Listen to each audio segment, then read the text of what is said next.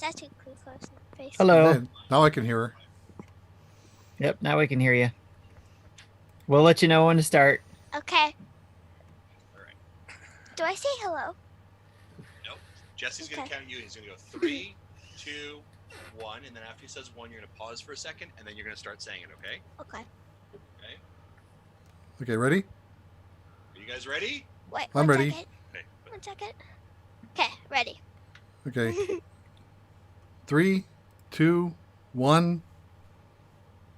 Welcome to Nintendo Dads, episode 306.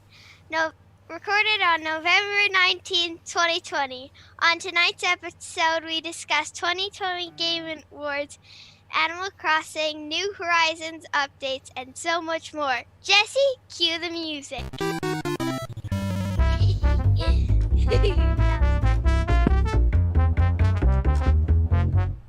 Thanks, Bug. Peace out. All right, folks, what is going on? My name's Justin Masson, and in that hot seat with the amazing announcing opener, my daughter Morgan, who the entire day she's saying, "Can I be in the show today? Can I be in the show? Can I be in the show?" And then tomorrow, when this show is live, she's going to say, "Alexa, play the latest episode of Nintendo Dad's podcast," and she's going to smile as she hears her opener. So thank you guys for indulging. I appreciate that. Of course, my name is Justin Masson, and I am here with two of the sexiest men on the internet, or at least the only guys who would show up to the show. Ladies and gentlemen, starting the man in the booth who makes us sound so good, of course, Jesse Waldack. Jesse, how are you today, sir? I like to think it's an and not necessarily an or. Fair enough. Fair enough. I Yeah. appreciate that. That's what happens when you think like a computer programmer. You think in multiple layers of ifs. If, ands, or buts. I do like it. Speaking of a guy who's never a butt, Mr. Timothy Olf. Tim, how are you, sir?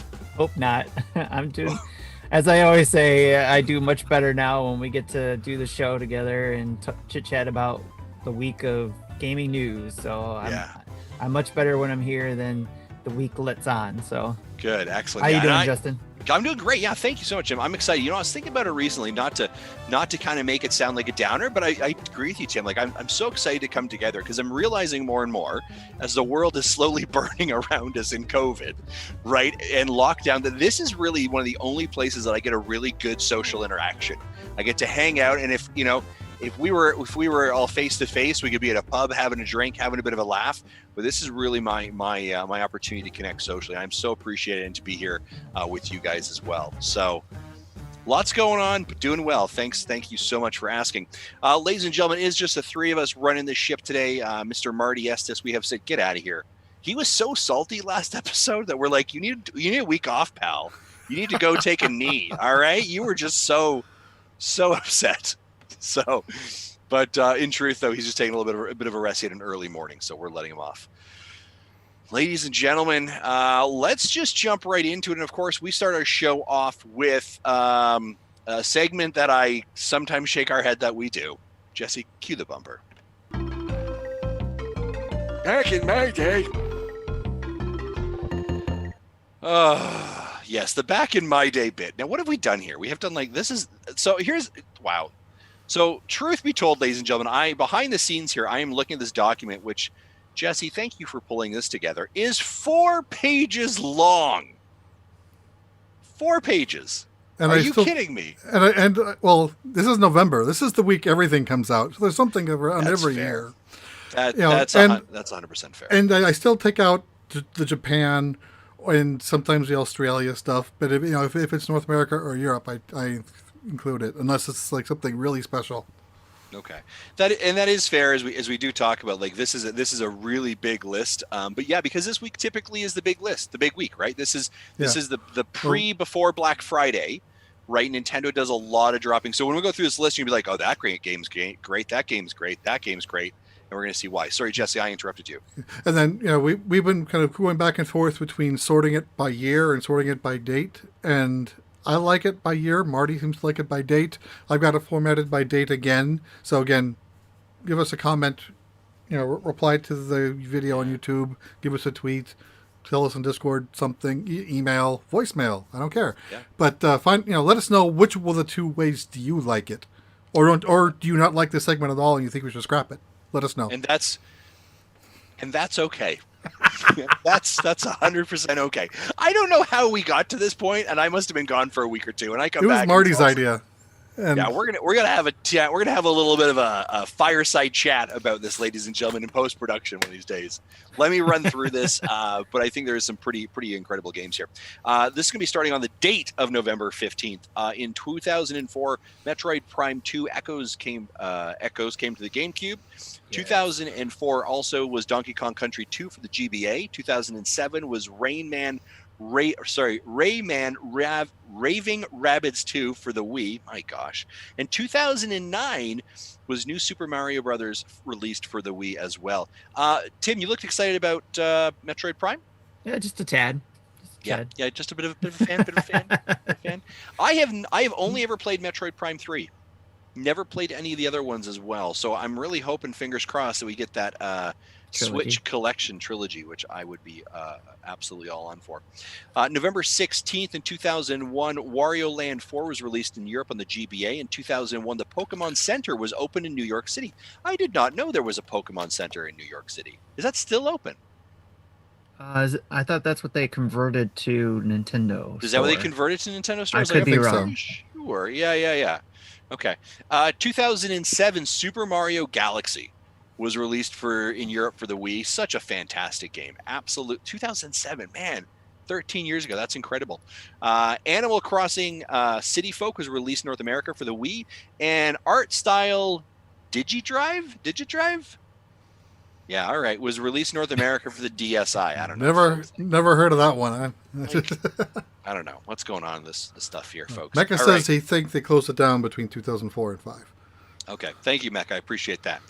Moving into November 17th, The Legend of Zelda Majora's Mask was released in Europe and Australia for the N64.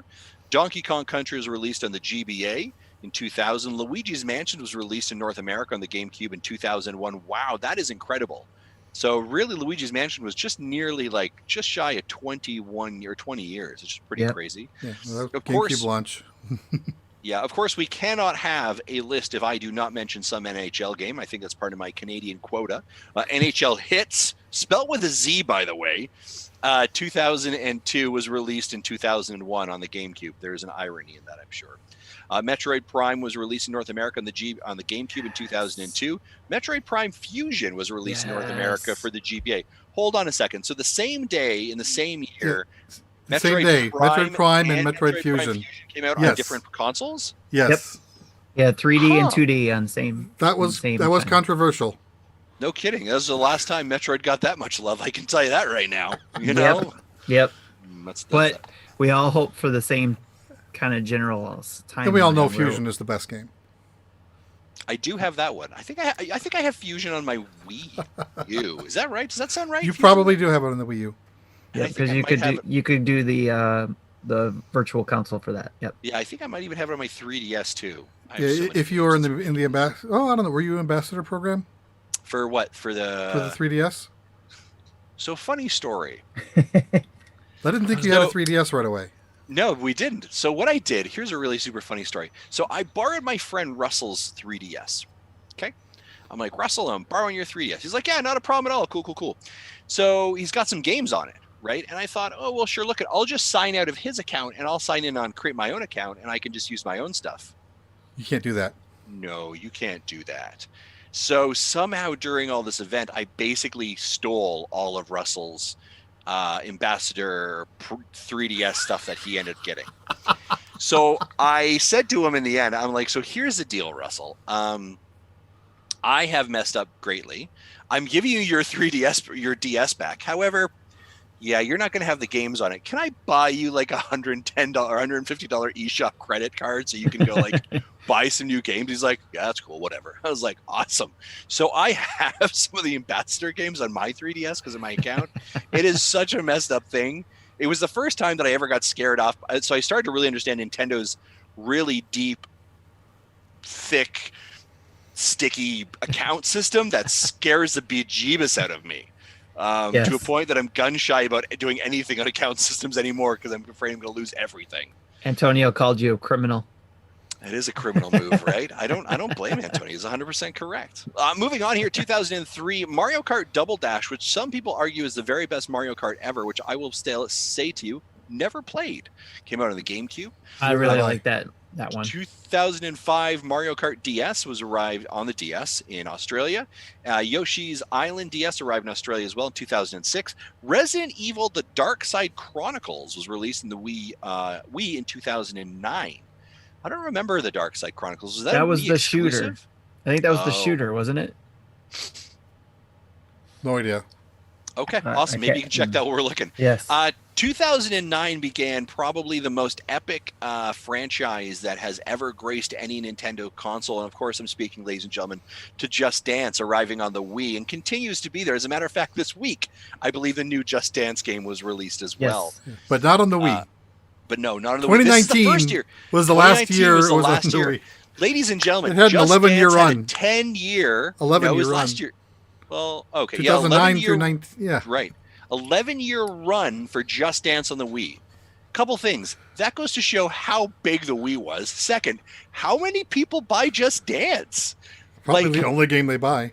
That's the only game they buy. But you know what? We got Just Dance a couple of years ago. Ubisoft sent us a copy of that. And my kids loved it until they kind of moved to a subscription model. And that's just a bunch of BS. So, Justin. Yeah. Dark Side Chronicles was the on-rails shooter video game for the Wii. Excellent. Okay, thank you. I appreciate that.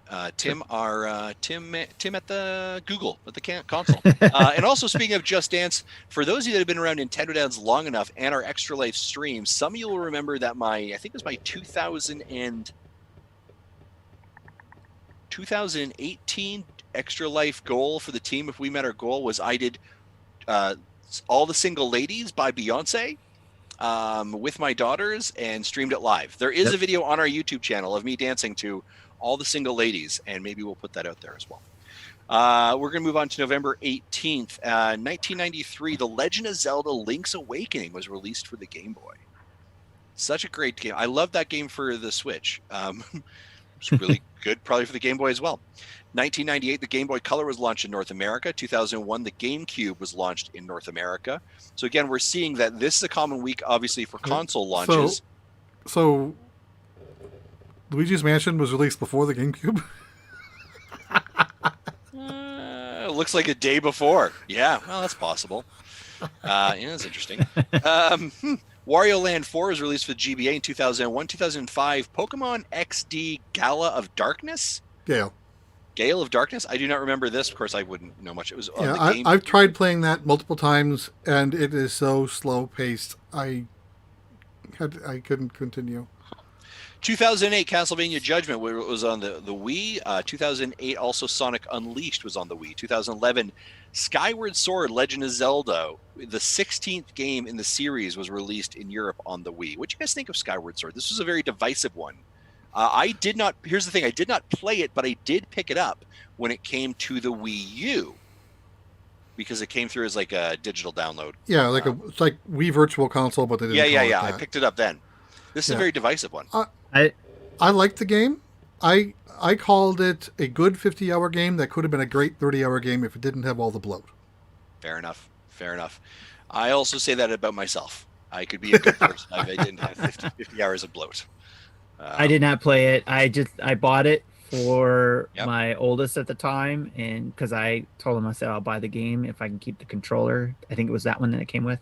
Yeah, it came with the golden Wii controller. Yeah, I got to keep that. It's sitting on my shelf, in fact, and he got the game. So I did not play it though. Okay, all right, fair enough. Maybe that's what we'll have to do for Retro Rewind or something. Is that we'll just have to play the Skyward Sword and give it a little bit of a debrief. I've been thinking about playing that game again, but and that's a game I don't know if it'll work well on the Switch. Yeah. Lots of waggle. Seeing how like Pikmin 3's motion control is spotty.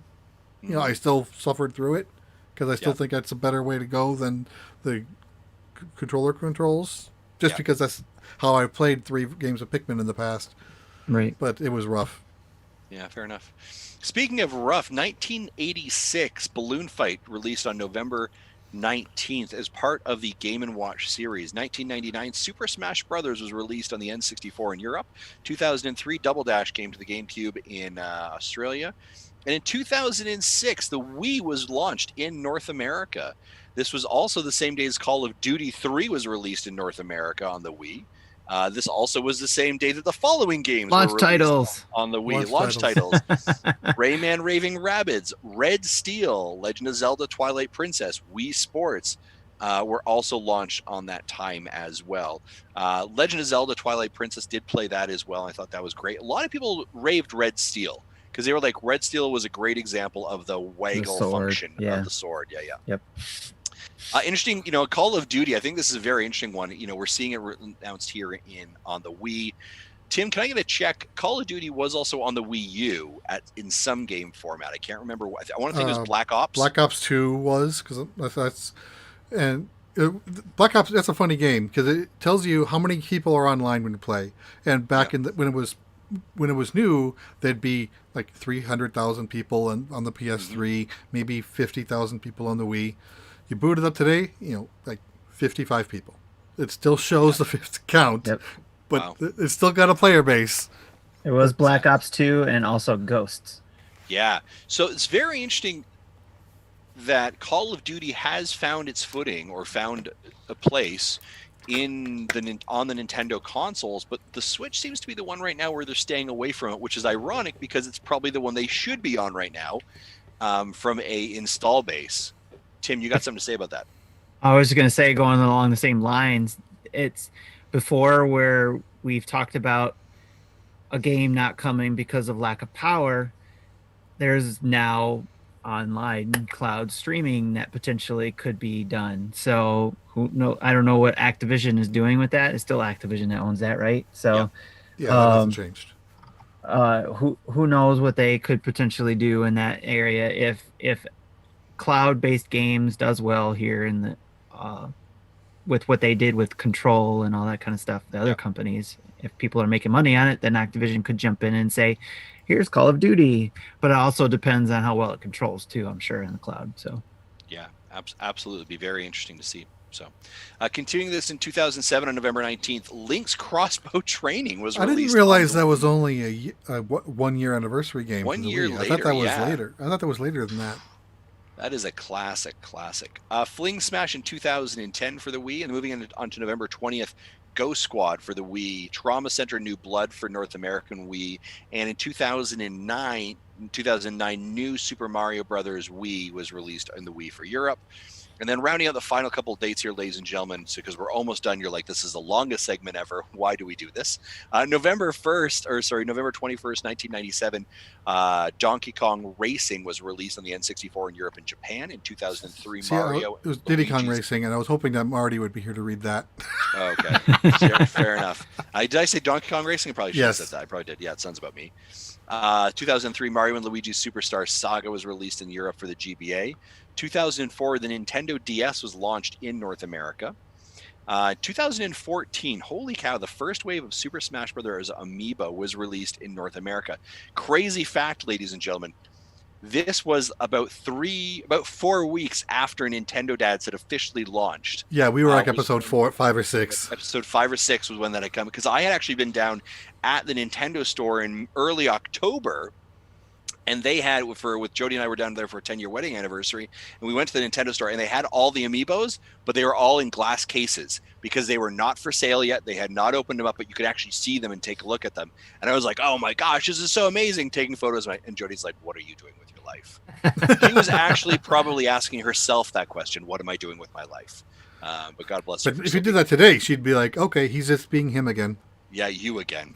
2015, Mario Tennis Ultra Smash was released for North America for the Wii U.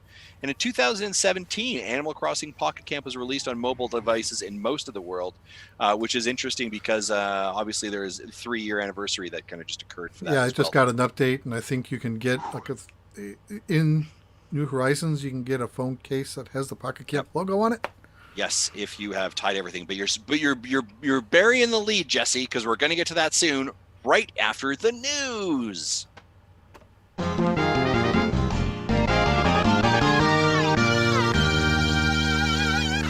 And of course, Tim, who's the news brought to us by? Our Patreons. And my turbine engine that's sitting next to my desk. And your heater is on. Yes. Yes, apparently. Because I'm taking off in my private jet right now. Because of our patrons. Yes, sir. Maybe he just turned his PS4 on. There you go. Ooh. And of course, if you are interested in being a patron, head over to patreon.com/Nintendo Dads. And I want to give a big thanks and a big shout out to Adam Johnson and Mr. Eric Plunk, because they are some of our new patrons that came in recently. We are so thankful to have them here. But we are thankful for all of our over 115 patrons that support us every single month on patreon.com/Nintendo Dads. If you're interested in doing that, head over there. And as for as little as $1 a month, you get access to our amazing Discord, our amazing community. And we are so thankful for that as well. We have greatly appreciate all of the support. Oh, man. Let's just jump right into the news. And I think, I see that motion. Thank you, Jesse. Just a little jump motion. For those of you that are not watching us live on Twitch or on YouTube, you miss out on a lot of good stuff. I'm not going to lie to you. Like, the live show is really where it is at. Tim, you still playing Animal Crossing? Of course I am. Of course you are. Of course I am. You in your jet engine studio. In my jet engine. Sorry, I sit right next to the wing with the jet, so Yeah, no, I'm expecting like a stewardess to show over in a couple of moments and bring you a little vodka Coke and. Yep. So, thank you for my drink. Thank you. Oh, it's well like he had that joke planned. That was wow. You cannot get better entertainment than that, ladies and gentlemen. The reason I ask is, of course, this week Nintendo revealed what the Animal Crossing New Horizons winter update went over, and so we'll give a little bit of an update to that. This update is now live as well, folks. It did actually come live yesterday evening around 6 o'clock Mountain Standard Time, the only time zone that actually matters. And so, have you updated, Tim? Yes, I did update. I just haven't had a chance to play around with it. So my wife and my son were playing around with it earlier before they went upstairs to bed. And of course, our Discord community is all talking about all the things they're doing and with all the updates, and especially the ability to sit down. So blows my mind. That's blowing up. 2020 gaming at its best. The ability to sit down. We're like, man. Yes. I heard Cyberpunk's going to be awesome. But have you talked about sitting down in Animal Crossing? Yeah. Because that's really where it's about. Forget Cyberpunk. Let's talk about being able to sit down in Animal Crossing. No, Yeah, seriously. I mean, that everybody's having fun with that, Yeah. And I was going to say a joke, but we haven't gotten to that part of the news segment, so I won't say it yet. you can save it for then. You're keeping me in suspense, right? I have the entire seat. I've paid for all of it, but I'm only using the edge of it. I'm only using the edge of it whenever Jesse talks. Hate it when that happens. I know, right? I'm excited, though. So let's break down. Tim, do you want to maybe break down what some of these updates were? Sure. So we have our Turkey Day event, which Franklin and Turkey Dressed in Chef's Garb will arrive on your island November 26th. Then we got that Toy Day coming up, which is going to be the Jingle. A Black-Nosed Reindeer will arrive on your island December 24th. And then we have 2 new items available to purchase with Nook Miles, which is the Hip Reaction Collection for 2,700 miles, and then top 6 stylish hairstyles for 1,800 miles. And then... and this is where my joke comes in. I said, you can now sit down on the ground while you're bald. Yes. Yes, you can do that. So as Jesse was referring to, some of the hip reactions that you can get from the collection is the ability to sit down, which a lot of people are definitely thrilled about. It's cute, it's fun. You get to sit down next to the people you've been seeing sit down a lot in the game, a lot of residents. Yeah. You can wave goodbye. You can take a selfie. There's the sniff, smell what's in front of you. You can work out. So you can work out like some of those people you see doing in the courtyard. You can do yoga. There's a here you go reaction. Excited and ta-da. So there's a lot of cool reactions there that is really cool for, especially with people who play. As you can see, when we play a lot, especially for a lot of us who play it a lot, getting these new updates helps reinvigorate what you're doing in the game. So especially, and then with the top 6 stylish hairstyles, which includes the bald hairstyle, a lot of people are having fun with that. Doing a little tattoo, especially if you're Last Airbender fan. I saw something posted about that. So, and then also with that, it's not necessarily tied with the Nook miles. I don't think it's you can increase your house storage. It can be upgraded from 16,000 items to 2,400 items, which has been coming in handy for people like my wife who like to collect a lot of stuff. And P.S. that costs a lot. Yes. That costs 500,000 bells. Yep. Tom Nook, you are a dirty piece of. But that, of course, they introduced this after Halloween, when you want to put this stuff away. Yeah. Yes. Now the funny thing is, my wife was like, "Oh, this is so expensive," and I said, "Why? How much money do you have in your bank?" She's got 26 million bells in her bank account. Wow. 26 million. And I'm like, so chump change. Wow. Yeah. It's like, you're worried about that? I was like, I wasn't even worried about it. What kind of lifestyle are you living, Timothy off? Like, tell me more about how are you rolling in your world right now? She's my sugar mama now. So in Animal Crossing, she's been hooking me up with stuff. That's too funny. That is too Bellionaire. Yes. So those were the kind of updates that we were seeing there, along with starting today, November 19th, 2020. We also have the save data transfer. Let's take a breath here and a little bit of applause, right? Like, way to go, Nintendo. 9 months after a game is released, finally figuring that one out. Thank you so much. Like, that's just brilliant. But I mean, there is a little bit of sarcasm there, but this is actually absolutely massive for the Animal Crossing community and absolutely massive change for the game. And it is quite a critical change as well. So do you want to talk a little bit about what those methodologies look like, Tim? Sure. And first, I can't wait to see or read like the book that comes out 10, 20 years from now about Animal Crossing and all that.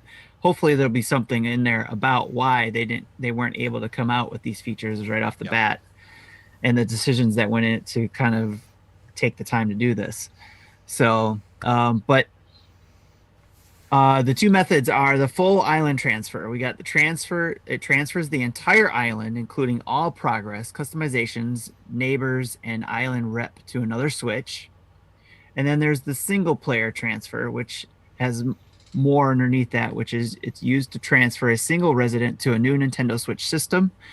The resident's home, and most items held by the resident and in storage will be transferred to an island on the new Switch. The island representative cannot be transferred. So if you're the island representative, you can't transfer. If an island doesn't yet exist on the new Switch, an island will be created. If it doesn't, or it doesn't state that this player will be the new island's rep or not, and we're guessing it depends on who logs in first, as it does today. And if an island already exists, then the player will become a new resident on the existing island, and all island progress and neighbors will remain on the original island. Either transfer requires access to both Nintendo Switch systems at the same time. One can't prepare a transfer, trade in the system, then complete the transfer with the new system. So, and I don't know if anybody caught this or not, if it also requires Nintendo Online to do this. I don't think it does. Catch it. Yeah, I don't think it does. Because the let you transfer game saves from system to system of normal games without NSO. That's just a local data transfer without needing their servers. But, we could also be wrong because, actually, it could have been a small print that we missed, but I would expect that NSO is not required for this. Okay. There was some, obviously that the other things that they've implemented did require NSO, so that's why I just wasn't sure if that changed to this point. The other really interesting thing about this, I was expecting just like as I logged in, there'd be like, hey, and by the way, here's the information about transferring, right? I kind of just expected like a little bit of an information session about it. You press the Y button, the plus button, yada, yada. The reality is, I don't know if you guys caught this, if you want to transfer, you actually have to go to the eShop. And it is it's a download of an additional packet. Oh, so I didn't look into it, but so it's a separate app that does the transfer and receive? So if you head over to the eShop right now and it'll say recently released, there'll be a little box of Animal Crossing, and that is the download packet. And if you download it, it sits on your home screen as another. It's not like I thought, okay, well maybe I should have to download it as another update into the game. No. It's another standalone app that sits on your actual like tile board, I guess, whatever you want Makes to call sense to me.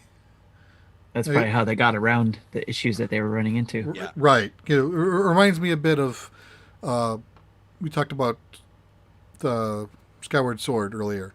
There was a game-breaking bug that if you did two things in the wrong order, you can soft lock yourself. And obviously the game can't be patched, so they can't fix it. What they did, they had an extra app that you can download for free that would reset some variables back so you can then continue with your game without having to reset everything. Yeah. Yeah. Again, I can't wait to read about that in the future on the decisions that were made to do Yeah. this kind of stuff. I think so. First and foremost, you know, from a business perspective, this is absolutely the time that you want to be putting out a patch that does this. Yeah, it's called Because- Animal Crossing Island Transfer Tool. Exactly right. I'm presuming Because- that the same app is used to both send and receive them. Yeah. I was having a conversation with Morgan, who, you know, you might remember from 30 minutes ago when she introduced the show. But she was saying, you know, we're talking about Christmas, and she was like, yeah, I kind of would like a Switch Lite. She said, this interests me, and then she goes, but Dad, can I transfer my island and my folks in Animal Crossing? Now this is a week ago, and I said, no, you can't. She was like, oh, well, I don't know if that really works for me then, right? But now I can literally say, yeah, if you want, you know, you get a Switch, you know, if you get a Switch Lite or the game for Christmas or whatever, yeah, you can literally just pick you and you can go over, and that's it. And I think this is, you know, I love the fact that it's either the whole island or just the individuals. Like Yes. the carve out for that is such great functionality, because so many, you know, I'm sure there's families that are like, I want my own island, I want my own. all Oh, of this, and we we've all been saw playing- it. We saw Yeah, it, right? Yeah, we've been playing on the family's communal island, and now you're like Johnny and Bobby and Jill and Jody. They all got their own. They got their own Nintendo Switches for Christmas, and I can sure it's just like, yep, I'm transferring my stuff over here, transferring it over there, and now we can play together. Yes. I think again, that move alone.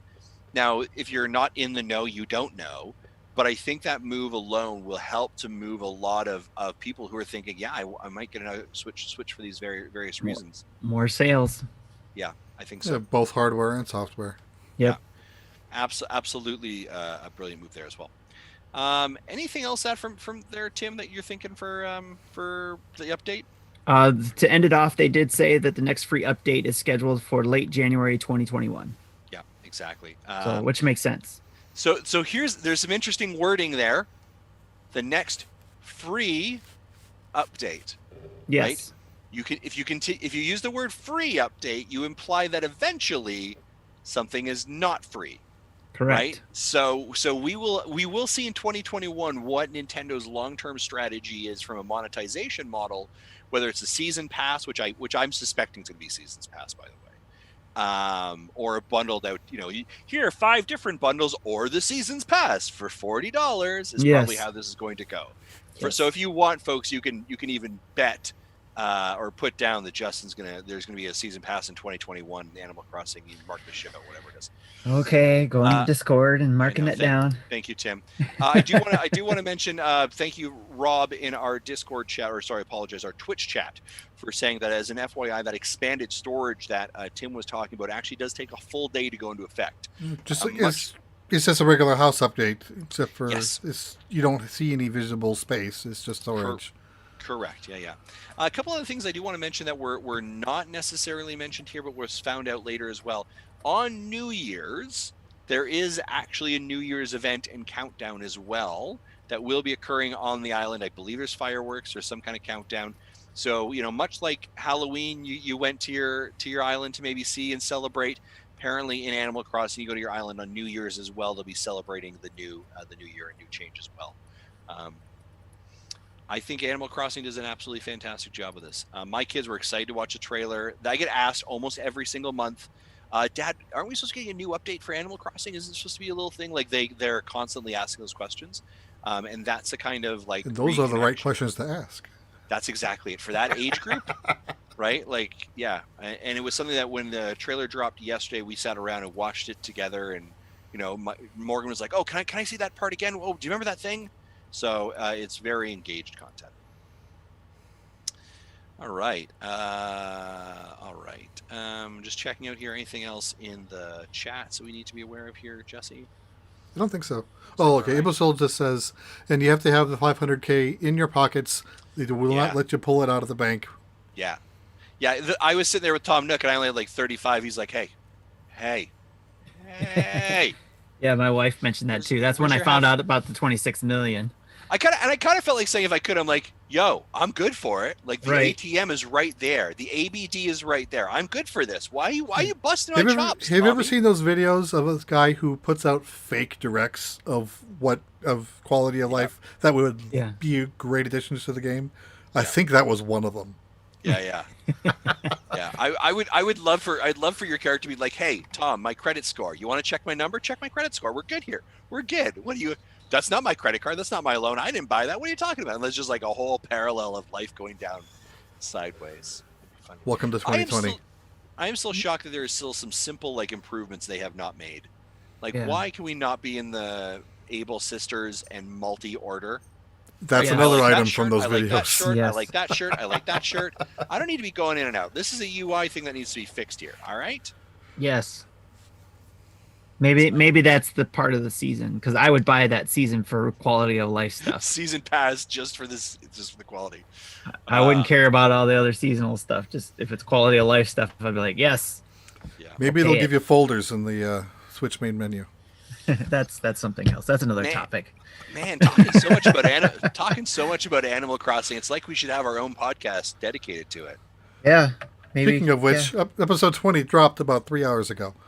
Perfect. And of course, if you want more Animal Crossing news of people who actually really know what they're talking about and not just these yahoos, check it out on Dad's Crossing, a part of the Nintendo Dads Network. We've got a podcast there. It's on YouTube. It's in your podcast catcher. All those great things. So actually listen to those people. They know what's going on. Let's move on to our next news item. This is kind of an exciting thing. I like the Game Awards, right? I mean, Yeah. what do Before you we think of start, Jeff- the go way ahead, I Jeff. normally do these is I'll take Jesse, notes on girl. everything, and then I'll cut the piece. I'll copy the pieces that have to deal with Nintendo and put it into the show notes. And normally it's 4 or 5 things, but nope. Yeah, Nintendo This year is significant. Yeah, it's a great point. Jesse's commentary is Nintendo had representation of 18 of the 30 categories had Nintendo in it. Now, I don't want to run down the nominations for every single one of them, but I do kind of want to maybe focus on some of the big ones here that we go through it. And actually, maybe I'll ask you, Jesse, what were the ones that maybe stood out for you the most? Yeah, I have to look real quick. I think, well, Hades just in general, Yeah. just due to the number of nominations it got, Yeah, it was a massive amount. Wasn't it like one of the highest? it was probably top 3. Yeah. I saw Yeah, I that did one see a- surprised me too. Just to see, I mean, not surprised. It deserves it, especially for all the talk I saw for that game. But just the number, I guess, of nominations for that, I guess, is definitely one of those good games. Oh, and then Mecca reminded me of for best mobile game, Pokemon Cafe Mix got nominated. Oh, for flip's sakes. Really? That's the sad state of mobile right now. That is the sad state of mobile. Best debut game, 3 out of 5 are on Switch. You want to run us through what those are, sir?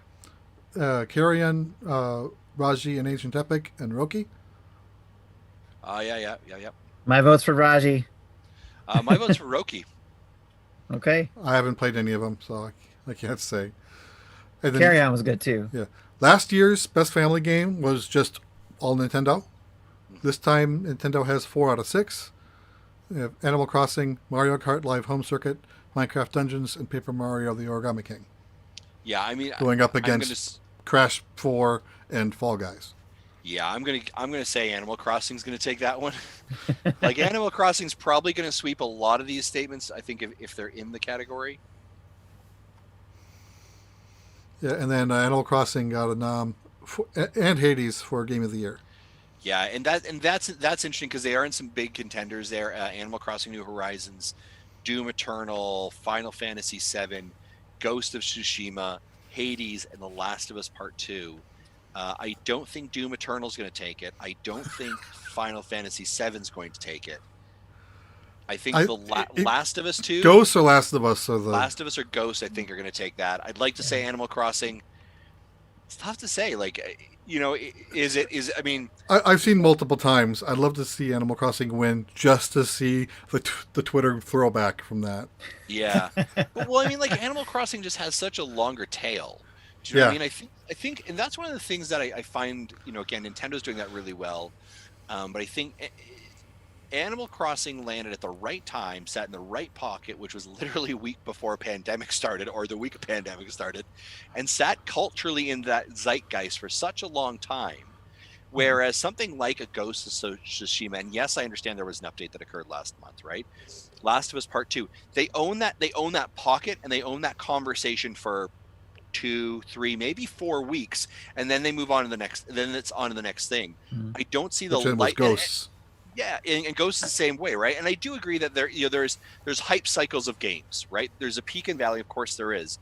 But what I could pretty consistently see from Animal Crossing was, yes, there was a huge hit, right? And it dropped, but then it just kind of kept going, right? And yes, it may not be as big of a conversation as it was back then, but it's a constant conversation as opposed to a moment in time's conversation. And I wonder if those type of things kind of key into these effects at all, or key into that voting process as well. That It could has the bring us into same. the. Go ahead. I was gonna say it probably has the same effect of when the Oscars come up, right? Where you get movies during that window of time that makes sense because they're trying to get an Oscar nomination for best movie, best director, best actor and actress, and all that kind of stuff. So there's just certain games that kind of appeal to that, but then there's still movies that surprise you that make that category, and sometimes they win, and sometimes they don't. But like Animal Crossing could be there because of it's not just a surprise, it's a what it did for the industry type of thing. How big of a deal it was during this time. And I think that will be an impact probably on people's votes for that. Yeah. And then I think, you could even add into that equation like the sales numbers. Yes. Right. For it being out in 6 months, it runs up 26 Right. million copies. Right. Right. Like, it's not just about the story. It's not Yeah. just about that type of stuff. And I get that people are disappointed in Nintendo for 2020, being like, you should have had this, and where's this, and blah, blah, blah. Right. But I do want to just take a business perspective here and be like, Nintendo literally could have put out Animal Crossing and been like, we good. Yeah, they Yep. could have stopped See and ya. it would have been fine. And they would have still won the year, and they would have made bank, and none of it, like, it just would have been like, yep, that's about it. And who knows, it may, again, if that book comes out that talks about Animal Crossing, I think you should start writing that book too. it's going to be about, I'm hoping there'll be details about that it helped them relax for the year. Maybe not just say, hey, we're done, but it helped them relax and be able to map out and plan things and not panic, if you will. So. Yeah, no, that's good. I do want to come back to answering your question, Jesse. Here, just as a really interesting perspective, I have gone over to the Game Awards Twitter page, and it's where I had seen that information. So here is kind of the ranking of the games and the nominations. So Last of Us 2 Part 2 received 10 nominations. Hades received 8. Then Ghost of Tsushima at 7. Final Fantasy 7 at 6 noms. Half-Life at 4. Doom Eternal at 4, and Fall Guys at 4. So Hades was the game with the second highest levels of nominations in these categories. Nice. That is absolutely tremendous. And currently, as it stands right now, other than being able to play it on PC, Hades is only available on Nintendo Switch. Yep. Boom. Mic Boom. drop. What you got? Yeah. So, okay. Mega Dragon says that, Among Us got a few noms, and that wasn't released this year. And I can explain that. So, for the last 8 or 9 weeks, every Sunday, Jeff Keighley has had a Zoom call set up that I've been a part of for all but the first 2. And where he's basically telling us what his plans are for Game Awards. Other people on the Zoom call ask questions about it, and it's very good conversation that goes back and forth. So this was actually brought up. And his philosophy, I guess is the word, is a game doesn't have to be locked to being released in 2020. if it had a significant update or became relevant in some way where it wasn't in the past, it would still qualify. So Among Us definitely qualifies for that because no one ever heard of it 2 years ago, but now everyone knows about it. And then some people ask, well, what about Xenoblade? That didn't get any noms. That should have gotten Art and RPG nomination. Yep. But that was just pretty much a direct port. It didn't add much of anything. Maybe a little. I don't even know. It's a game I've never played. Yeah. But just in terms of the difference between the Wii version and the Switch version is not very significant. So at least it wasn't significant enough to get the jury's nomination vote. And kudos to them for getting on there too, because it's amazing how that game just kind of blew up, and it is a fun game. Actually getting to play that for a little bit. He says Mario 35 should have gotten a nom too, but I don't really know if it should have. I don't to be honest, I don't know if it would have fallen in this category to deserve that nomination. I don't think it was Well, Tetris 99 didn't that get a nom at some point? I think it did. Yeah. I think it would have qualified for multiplayer definitely. Yeah. So just a ton of really interesting stuff going on. Now, Jesse, do you want to tell us a little bit about when the awards are and what we're going to be doing as a Nintendo Dad's crew? Okay, so the show is December 10th, which is a Thursday, and I asked if we can move our show that week to Friday or when or something else. I don't think we've ironed out exactly when we're going to place it, but I would like, because I don't want to have happened what happened 2 years ago when I stopped watching so we can show prep and then they announced Joker. Yeah. I'm like, that's something I would have wanted to see. So I would like to have set up like a live watching, viewing, reaction show. Yep. Yeah, so I think that's going to be our intention is for December 10th and live stream party. Absolutely, Antonio. So maybe it's the idea of, ladies and gentlemen, get your best suits on. We're going to the awards. All right, get suited and booted, ladies and gentlemen. This is the best I do. The best you do, and we'll live stream. Just put a tie on around that. No, you'd be all set. We'll live stream react to the awards and what's going on as well. Absolutely, yeah, we're going, baby. Yeah, we are, Antonio. I'm gonna wear my suit for real. Yeah, that's exactly. I'm gonna dust out the vest and everything. So that's going to be our intent for our December 10th show. We do expect Nintendo to make probably some announcements there as well. They have made some shows of it there before. It's always great to see the not only awards, the winners, the trailers, and first looks, or as Jeff Keighley would call it, world premiere. Right. Yeah. So the show will still be 100% live, nothing pre-recorded, so no one knows winners in advance. And that he plans on having the London Philharmonic Orchestra do songs. So look forward to Animal Crossing music from that. That'll be awesome. Nice. And I think they're doing live locations in three cities around the world. Nice. Looking Very forward cool. to seeing what he does with that for Yeah. not being able to have a theater full of 3,000 people like he's used to. Yeah, exactly. So excited to see how that rolls out. And those are the nominations. Of course, you can head over to @thegameawards on Twitter and get more information on those nominations.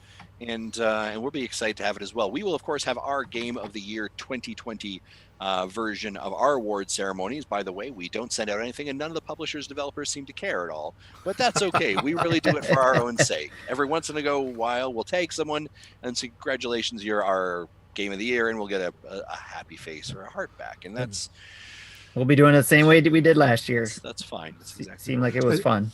Before we move on, they announced a 31st category of the most anticipated game and gave out 6 nominations. Though I don't know if there's any way to vote for it, so I don't know if this is something that we can vote for, or if it's something that's just their judging committee can. But those nominees are Elden Ring, Halo Infinite, Horizon Forbidden West, God of War sequel, Resident Evil Village, and The Legend of Zelda Breath of the Wild sequel. Yeah, exactly. So not a huge shock there as well.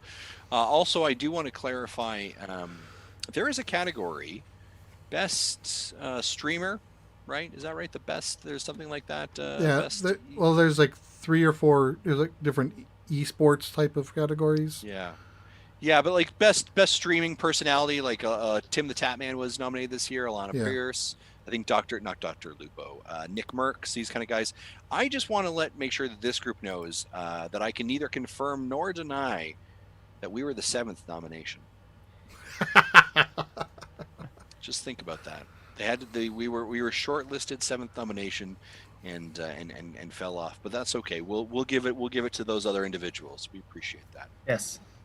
Just a reference, the Mega Dads were number 67, and Sean Capri was number 103. Jog on, Sean. Jog on. All right, let's keep moving on to our next piece of information, ladies and gentlemen. Just for some quick updates here, Super Mario 3D All-Stars has been updated to version 1.1.0. This includes GameCube controller support specifically for Mario Sunshine, and a correction to a filter used when using the Flood jet underwater. And each game has separate configurations for camera invert options. Overall, some bug fixes throughout the time as well. Folks, you guys jump into this patch? I haven't even jumped into the game yet. Fair enough. Jesse, how about you? I haven't touched it since that first week. I did see a Game Explain video showing the new GameCube controller functionality, and I wasn't sure if it was going to still be Switch-like, or like, no, it uses the full analog range with the click of the shoulder buttons, so that's nice. 100% emulated now. Okay. I jumped into Mario Sunshine and just used a Pro controller with the new inversions, and I still got super frustrated by the camera, specifically around more using Flood is what really, really frustrated me, and I could not seem to get it right. I have to figure out what the right control combination is for my inverted camera and my regular camera and using Flood. Because right now, I think I would like Sunshine if I can just get the controls to work the proper way, because it's driving me bonkers. I have not checked out my GameCube yet. I do have a couple spare GameCubes that maybe I'm going to set that up and try that instead. But I will tell you right now, it is driving me 3 ways to Sunday bonkers. All right. Mecca's got a question. He says, will it also work with third-party GameCube adapters? So if it's an adapter designed for a GameCube that still allows the analog, I would imagine it should work the same. If it's, say, a GameCube-shaped controller designed for the Switch, then no, because that probably wouldn't have the analog. It would be digital shoulders, and it would work like a Pro controller would work. Let me check what I've got. Hold on a second. Ibbotsil asks if the GameCube controller with the C keys make it better. I don't know. I can't tell. I've got, for a guy who didn't have a GameCube at all, I have 3 GameCube controllers. 3 of them. I have 4 Wavebirds now. I think this is. How would you tell if this is designed for it or not? What do you think? All right, so that's a third party one, right? Yeah, it's a third party. Because I can tell, because the second Z button, there's normally only one on the left side.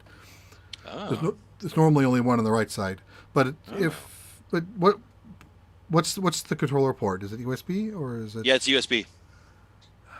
I don't know. It would depend. I'm going to tell you. I'm going to stream some Super Mario Sunshine using this soon. We're going to find out. Is that all right? Sure. Yeah, it would depend if it detects the analog shoulders. And also note that because the Switch Lite doesn't support USB controllers, that won't work. It has to be a normal Switch connected with either USB controller directly or through the GameCube adapter. Okay. Interesting stuff. We'll wrap up our news here with a couple last final items.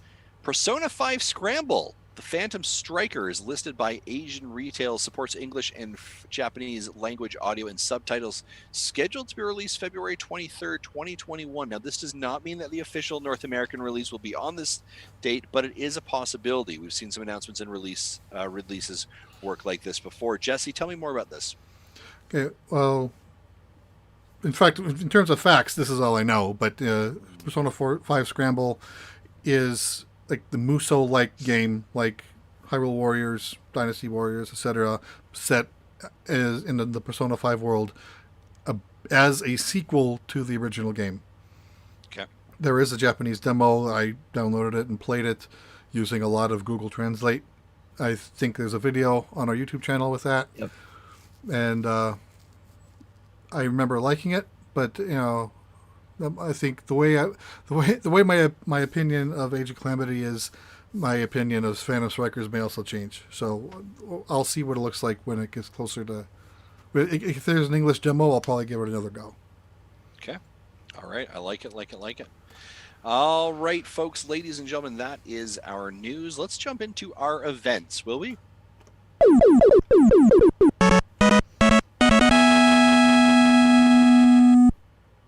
Tim, oh Tim, you've got an event coming up for the dinner table. Do you want to tell us about it?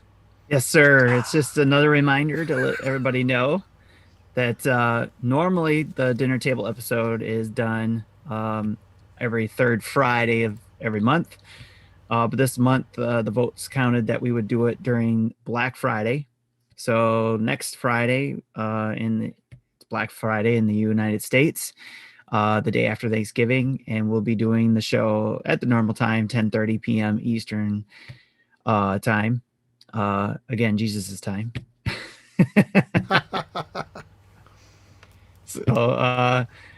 But yeah, so we're going to be doing that Black Friday. It'll be fun because, everybody will be having their leftover turkey dinners or whatever from Thanksgiving in the U.S. or and be all frustrated Canada. that they still couldn't get their PS5 purchases. Yes, that's right.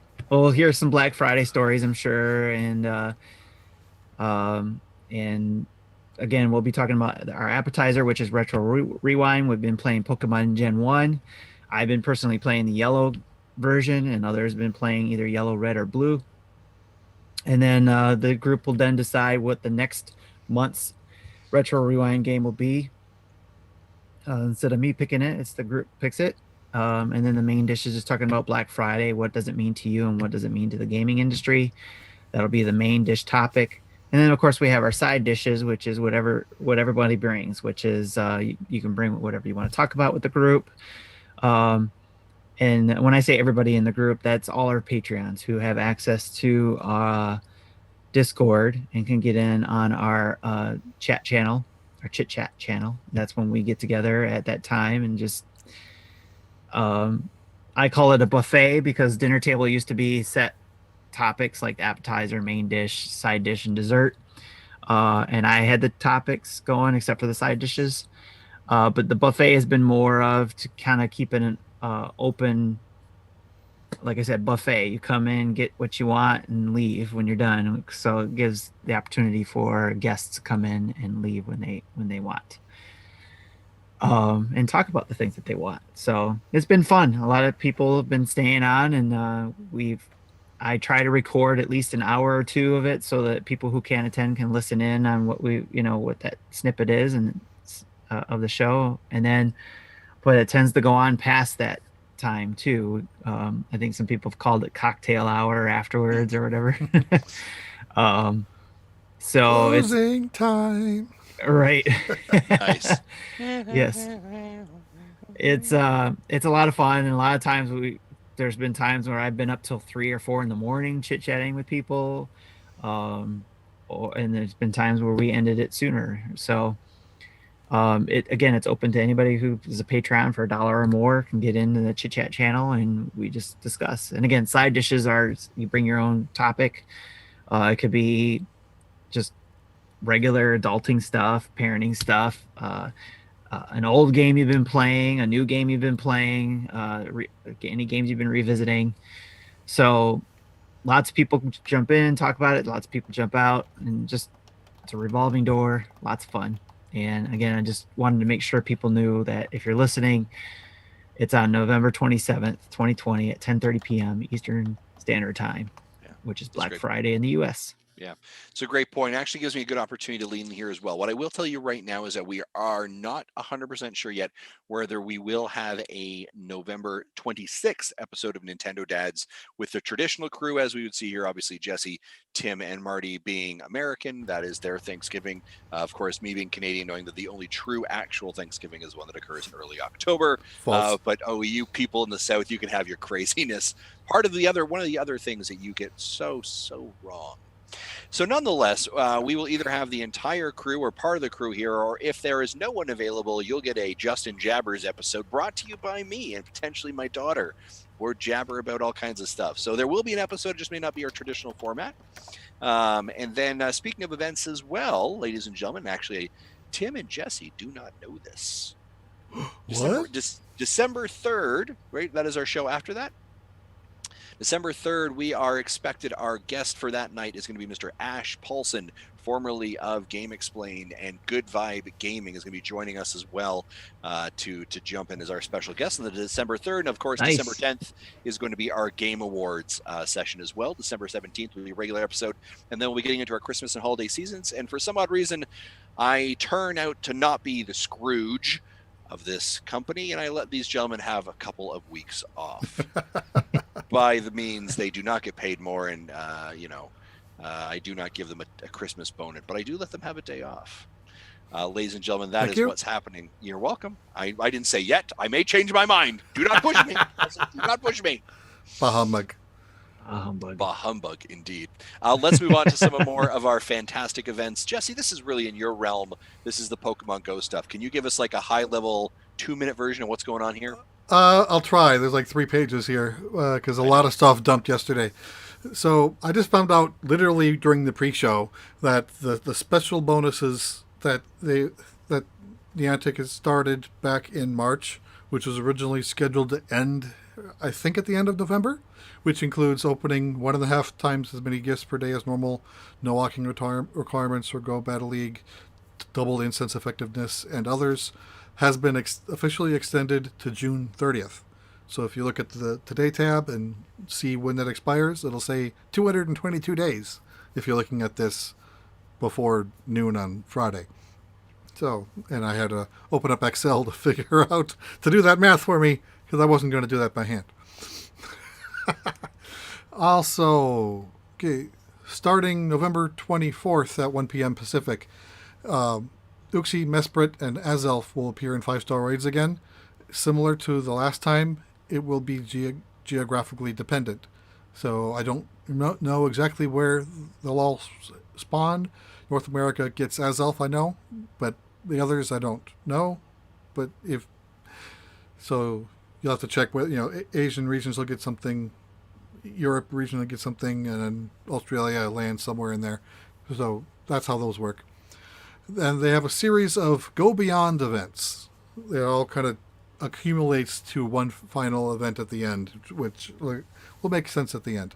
So Go Beyond with Friends event actually started yesterday at 1 o'clock Pacific, will end on November 30th at 1 o'clock Pacific. Friendship levels will increase faster when you're doing friend activities like opening gifts, trading Pokemon, battling together, etc. You get double XP for catching Pokemon until the end of the year. Trainers who are level 40 before the end of the year will receive rewards, including the Legacy 40 medal and a timed research that will reward a Gyarados hat avatar item.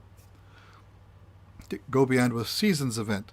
Starting December 1st at 8 o'clock local time, the game will have seasons in Northern Southern Hemisphere appropriate as well, which will then change every 3 months, so very much like Animal Crossing will do. Because we have Deerling, which has different seasonal forms, so we'll get the winter form for Deerling. And Pokemon spawn pools will change to winter-like or summer-like Pokemon, depending on which hemisphere you're in. New Mega Evolved Pokemon will appear with each new season. And the Go Battle League will expand for 10 ranks to 24 ranks, with the top 4 ranks having all new names and corresponding badges. And I don't know anything about that because I've battled 3 times total and only do it when I need to get a mission complete. I don't like the PvP. Fair enough. Yep. Okay. This one's big. Go Beyond with Kalos. Starting December 2nd at 10 o'clock local time through December 8th at 10 o'clock local. Chespin, Fennekin, Froakie, Bunnelby, Fletchling, Litleo, and their evolutions will make their debut. These are Gen 6 Pokemon from Sun and Moon. I think Sun and Moon. Yeah. No, X and Y. X and Y is Gen 6. Klefki will also be available if you're in France.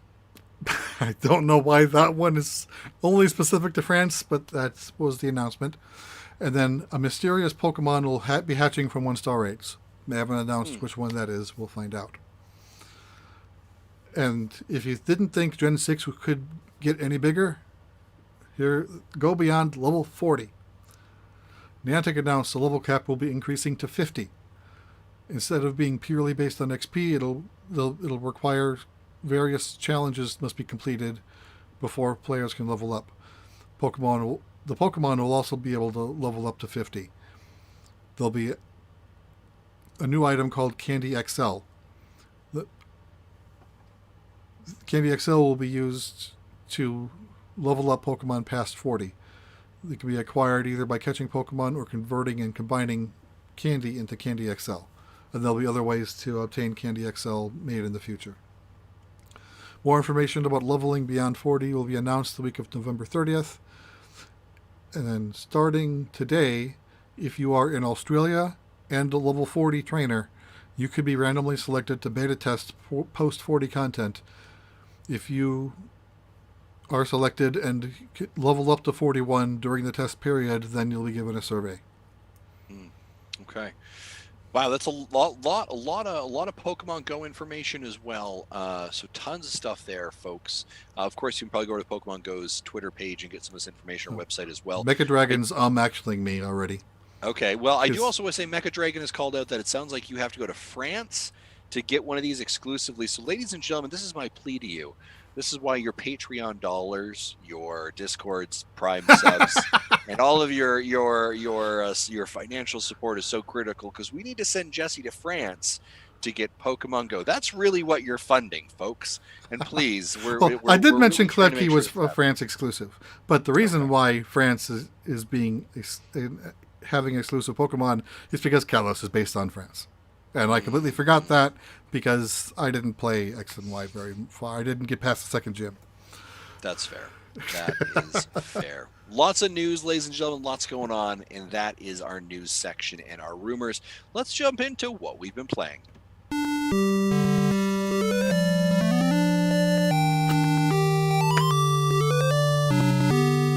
Jesse, we'll throw it to you first. I see you got a little bit of a short list here, so we'll throw it to you, as opposed to Tim, who appears to continue to be typing in his list here. Yeah, because when I play a game, I like to play it, and then when Tim will play a game for 15 minutes and then jump to the next one.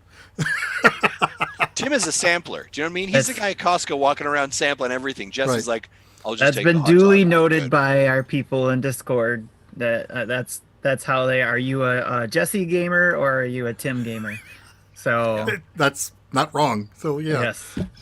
Okay, so there have been some I finished though, just to say, I'll leave it at that. Okay. Super Mario Maker 2. I digitally dusted that game off because of the Ninja event that we talked about multiple times in past shows because of the 35th anniversary challenges. Yep. I launched it and was horribly disappointed in that it's an auto runner. It is. You sit there and do nothing. You complete it in about 55 seconds. Yep. And with the end, you'll get the bar graph of the time it took you compared to everyone else, and it's like low, 55 seconds, right? About that for everybody. Yep. And so you can go off the path and do your own thing. Like I have a friend who did it in like 25 seconds, and I tried to follow his ghost, and I always lose him. Yep. So I'm like, nope, I'm done. Yeah. So yeah, I actually logged into that too, just for that exact same thing. I was like, okay. And then I took the cartridge out and I put it back, and I put another game back in. I was like, we're done with you for a bit. Yeah, I didn't have a cartridge. I just had to find it in my list of 150 games. That's fair. Anyway, so at least we should get credit for that for our 35th anniversary on next week on December 1st, or a week after the challenge ends. It ends on Tuesday the 24th, so we should get credit on December 1st, which then, at that point, I would have completed all challenges except for the Cold Stone challenge, which I probably will never finish because I live too far away from one to put forth that much effort. For ice cream. Huh? For ice cream. Right, and ice cream I won't eat because of my diet. So. Yeah, that's fair. That's fair too. Yeah, I guess I apologize for that. It's all right. Okay, the other game I want to talk about is we got a copy of the game thanks to the publisher. Chicken Police Paint It Red! !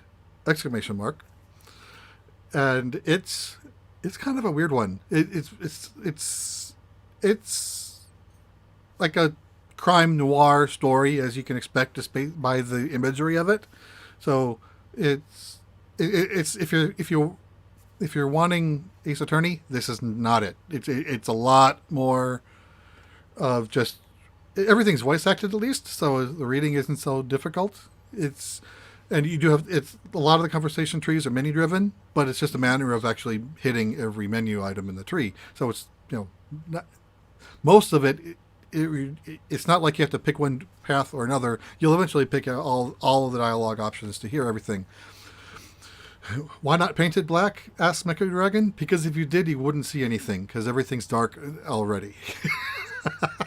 There you go. Anyway, so this, if you've seen any game that uses anthropomorphic animals, you're probably looking at something likely anime inspired, if not anime, at least animated in some way with an art form. This game uses photorealistic animals' heads on photorealistic human bodies, and it is sometimes disturbing, especially when you come across Natasha, which is like the big mystery of the game, who is a cat. And so if you're someone who likes cat girls, and this will give you some funny feelings. Yep, Dad's After Dark. We'll check into that now. So yeah, so but I read by other people's reviews that it's about an 8-hour game. I haven't fully finished it yet. I'm maybe 5 or 6 hours in, and just starting chapter 3, of 4. So the first chapter was definitely longer than 2. So presuming the last 2 are as long as, assuming chapter 3 and 4 are as long as 2, 8 hours probably sounds about right. So I do expect to have this game finished probably by tomorrow night. Nice. Just in time for me to prepare for Picross S5 next week. Got to really clear off the docket. Got to make sure you're ready. Yep. Because once I start that, nothing else is getting played. I can guarantee you that. Sure. Do you ever have a conversation with Pear about that? No. He's into the Picross. Oh, I know. He and whenever a Picross game comes out, he always he gets tagged in everything as well. Yep. In fact, Marty tagged me on the conversation on the NVR forum threads that someone tagged Peer on. So nice. 2 degrees of separation. Yes. There you go. Well, I guess 1 because he was a guest on the show before, right? Mm-hmm. Yep. So yeah. So that's all I've been playing this week. Cool. Let's go over to Tim. What do you got, Tim? You got a lot on the list here. Yep. Because, I just kind of dabble in a little bit things here and there. So, all right. So I've been playing a little bit of Pokemon Yellow here and there. I've been trying to try to carry my 3DS with me. So it's not dead to me. It might be dead to others, but it's not dead to me. Trying to play Pokemon Yellow because that is our retro rewind game for the dinner table. Not getting as far as some of the others who've been talking about it, which but it's really fun to reading what the guys have been doing there. Sure. And ladies, I don't know if any ladies have been playing, but I haven't seen any conversations yet there. Which system Jesse? are you playing it on? 3DS or GBC? Yeah, 3DS. I'm playing it on my 3DS. That's why I'm carrying it with me everywhere. So, and that's why I can't look to see, because I have it going right now. I can't look at what's on my home screen right now without messing something up, I'm Yeah. sure. So Because there's a new 3DS firmware update that wants to get installed as soon as you Yes. exit that.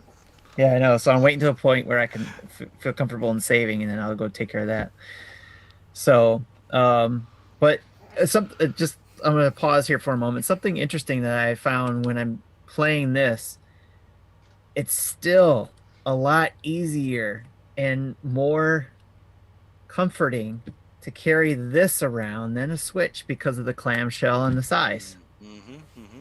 So I always wonder if the Pro would at all inherit any type of clamshell type functionality. So, um, you never know. They might come out with a Switch DS, type of thing, dual screen Switch at some point for the sequel. But anyways, Pokemon 3 Deluxe I've been playing with Sam. We did the co-op, and I found that very interesting to play. I basically let him do everything unless I'm missing something, because when he blew the whistle, he basically stole my Pikmin. Yeah, you have to be careful when you're playing 2-player that you limit your radius of whistle radius. Right. Yeah. So and that was kind of frustrating. It was like, but I want to have my own. I want to have my own Pikmin. I want to have some. And that's how I thought co-op would work. Is like, okay, you have your group of Pikmin, I have my group of Pikmin, and then we can. Well, if But you were then to distance yourselves from each other so we can't steal them True. anymore, then you would keep them. True. Very true. But it started off that way where it was just like he just kept stealing them all, and he had them all following him. So it was just like, okay.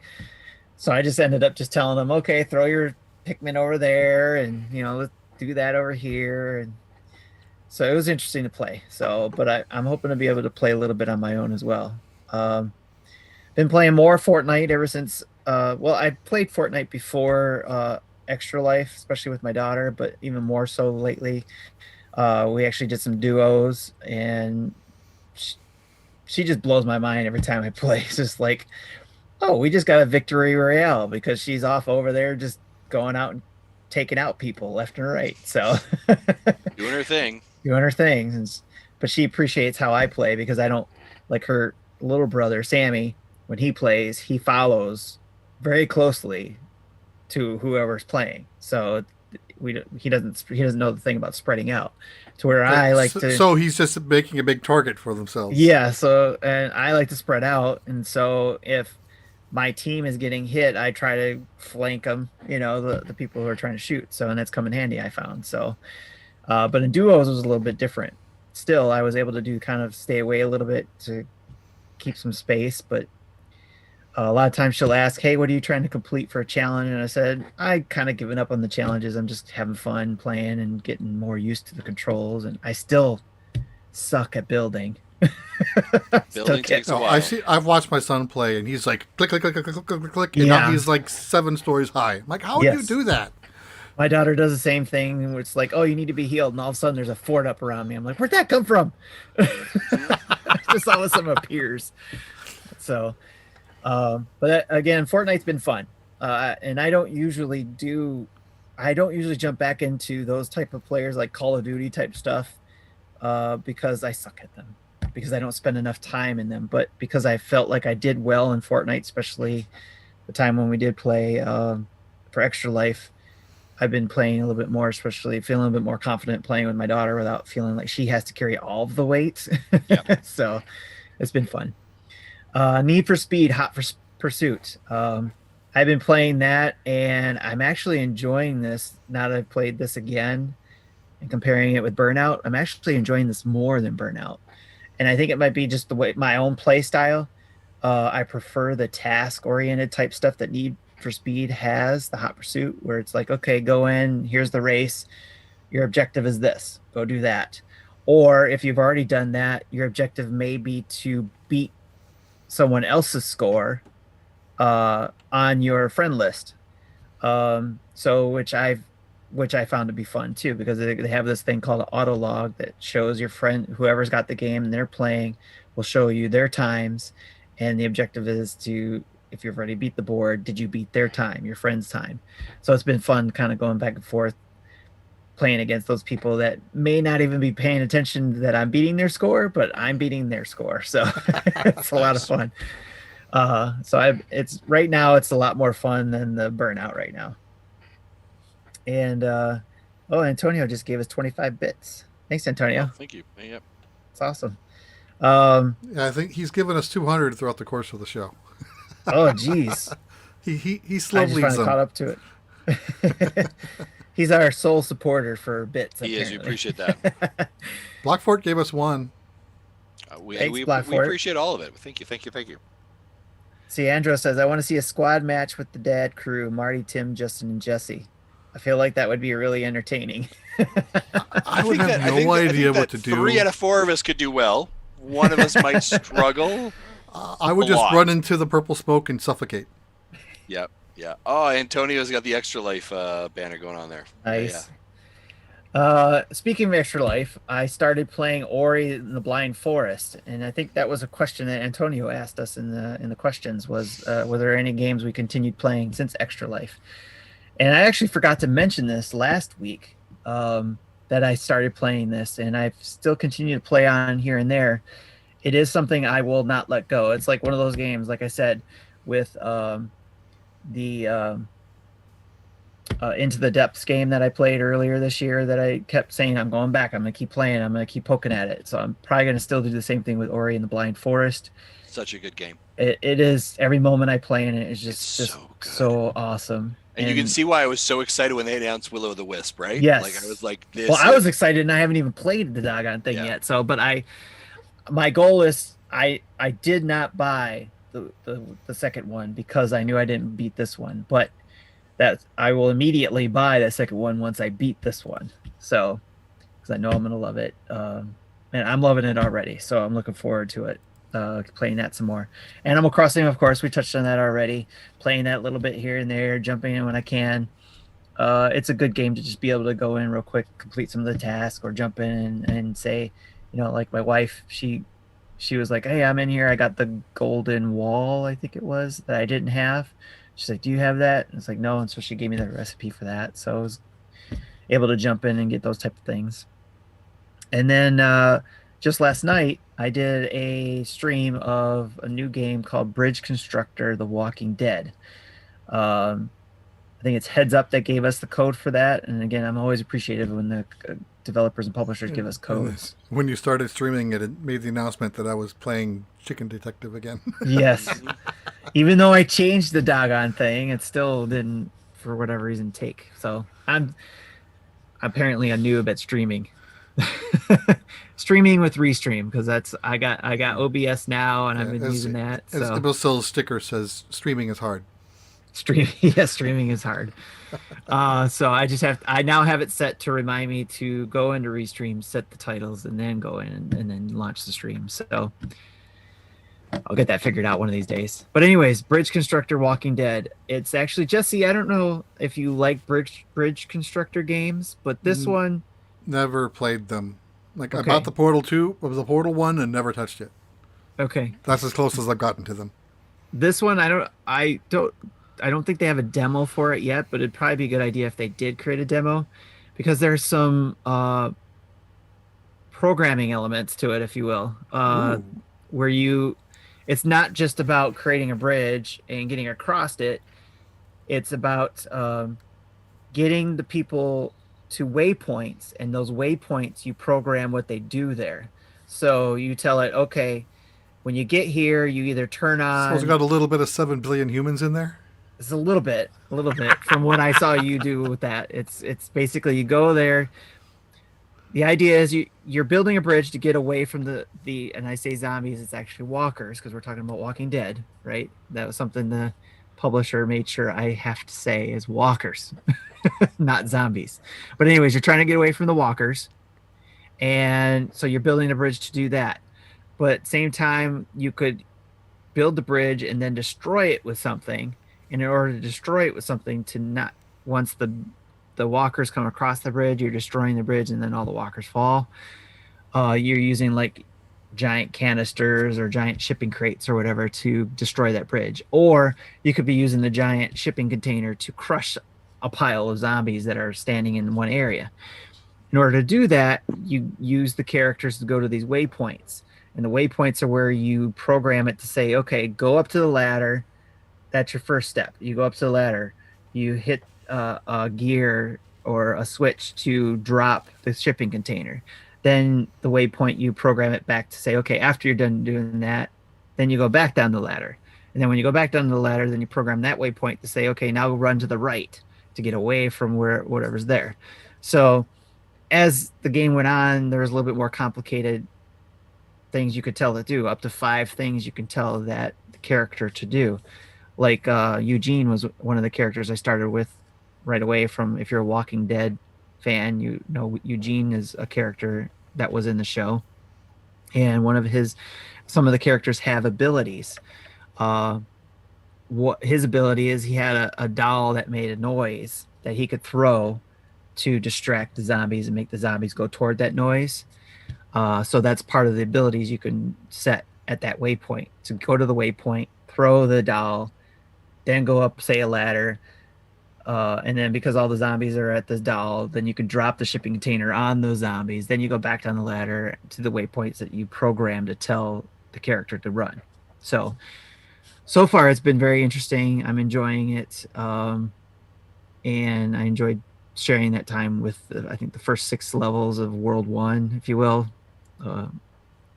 in the game. So go check it out. It is on our Twitch and our YouTube. You can rewatch the stream there if you want to check it out. If you listen to the pre-show, there's a lot more details about it, but Justin and I talked about this, and Dan, if you're still watching or listening, you talk about this in our Discord a lot. We have purchased or got a free version of Stadia. Justin's still waiting for his because of what we talked about, the Cyberpunk deal that Google Stadia is doing, where if you purchase Cyberpunk, you get free Stadia Pro controller and Google Ultra Pro edition or whatever it is. Yeah, the Pro edition. So you get the equipment for free essentially if you bought Cyberpunk and pre-ordered it. So Justin did that. I had the Stadia because of Dan, who in our Discord, he got his from being a YouTube Prime premium member plus being a Pro member. And I was the same when he mentioned it. So I hurried up and jumped in and got that offer and picked up my Stadia and played a little bit of Jatoon Valhalla Edition, which is by the same company, Thunder Lotus Games, who did Spiritfarer, which their animation in their games is just something else. It's just beautiful. It gives me kind of like a Studio Ghibli type feel in a lot of cases in their animation. I know there was another game that came out too that I didn't know was out in the Switch, and Justin, I can't remember, but you might remember I asked, hey, can we get a review code for this? And then found out it was like, oh, this came out last year. Never mind. Mm-hmm.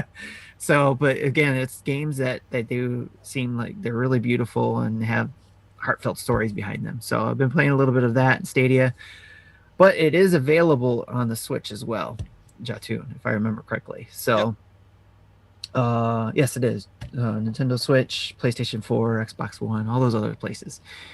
And then on deck, I also downloaded the Immortals Phoenix Rising demo for Stadia. So I'm hoping to be able to play a little bit of that.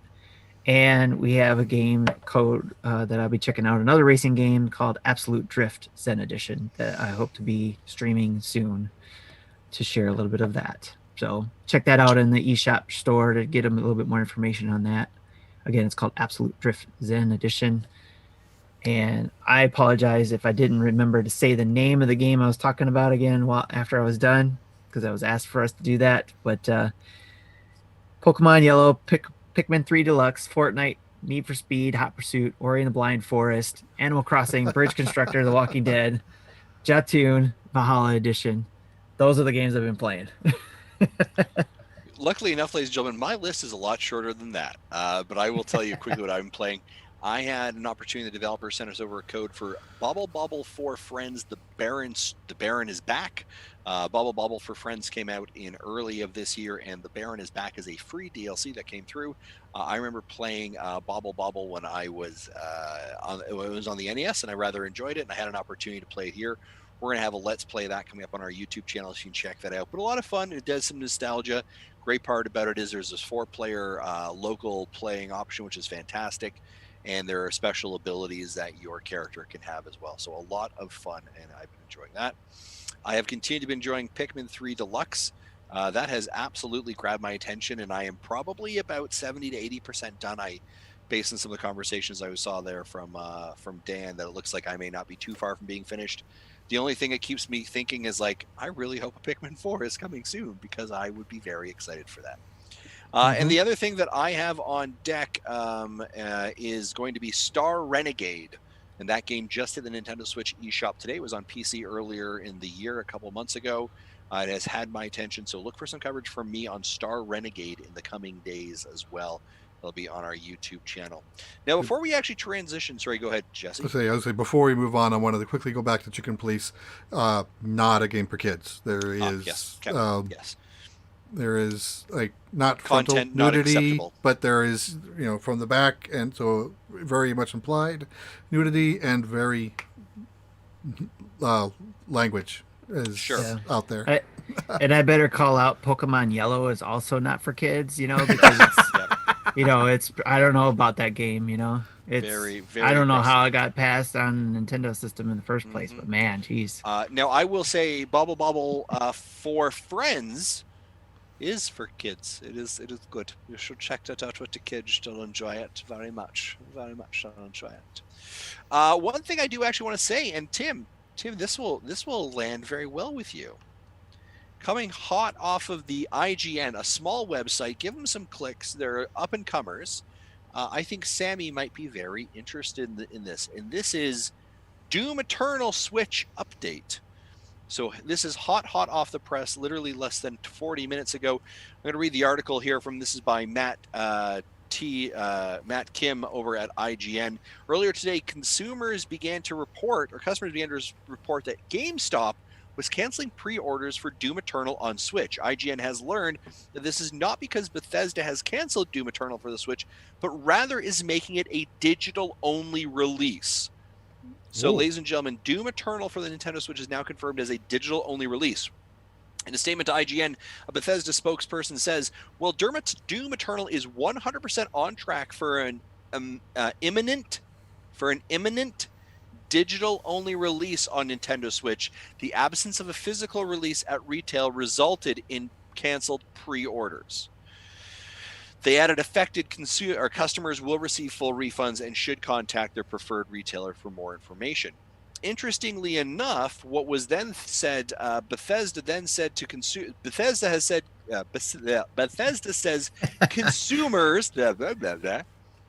Bethesda says consumers should stay tuned for more information coming later this month about Doom Eternal. So interestingly enough, what we're hearing there is Bethesda is continuing their production and creation of Doom Eternal. However, it is now going 100% digital on the Nintendo Switch, not a physical version. The release is imminent for a digital only version, and that we should hear more later this month, which is like 11 days away. Prepare your SD cards. Exactly. Prepare your SD cards, and this may be a shadow drop, which is interesting because that may mean there's more stuff coming. Feels weird they would just maybe drop it. Who knows? Well, they can't. The Game Awards announcement? No, because that's past the month. Maybe yeah. It could be. It could actually be a Game Awards out today. You're right. But that would be after the end of the month, though. Yeah, that's not. Well, they didn't say it was going to be released. They just said more information. More information coming later this month. So they may say something. Stay tuned. A special, stay tuned for the Game Awards, right? So who knows? All right. Yeah. Ladies and gentlemen, that's what we've been playing. Let's move on to our community spotlight.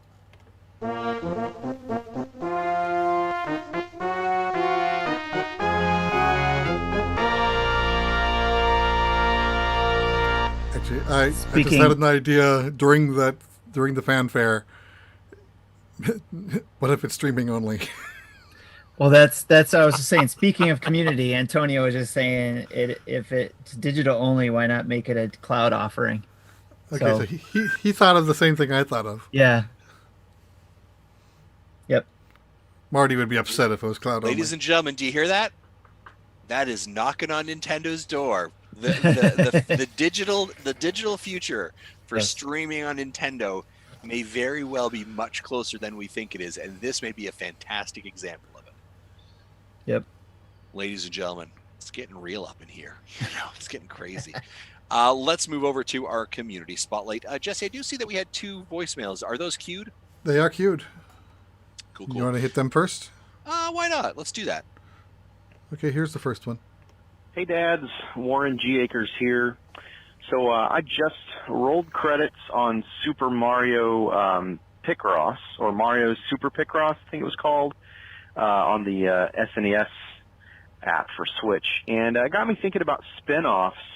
And I know some Nintendo franchises have gotten spin-offs in the past, like Link's Crossbow Training, for example, or Metroid, whatever that 4-player Federation Forces, I think. Anyway, I was wondering from you guys, what are some other spin-offs from characters that maybe we haven't seen, or into other genres? What IP or what other Nintendo characters and series would you like to see get their own spin-offs, and what kind? Thanks, Dad. That's a good question. Jesse, what do you think? Well, the first thing that came into my head is it's not necessarily a Nintendo property, but we've seen Picross crossed over with other franchises, like we've seen a Zelda one and we've seen a Pokemon one. I think there's plenty of history of Dragon Quest that would go well with that. Yeah, that's a good one. I actually was just talking about this with the Nintendo pals in their Discord. They brought up some question of games, and I forget how their question was worded, but it brought up it made me think of Nintendo's Metroid Pinball. I've been a big fan of that game, and I said I would love to see a sequel to that. And although it's nothing new, it's still, I would love to see a sequel to that because of the Switch and to be able to turn the Switch, in portrait mode, or I was just going to say you can put that into Tate mode and use a flip grip for it.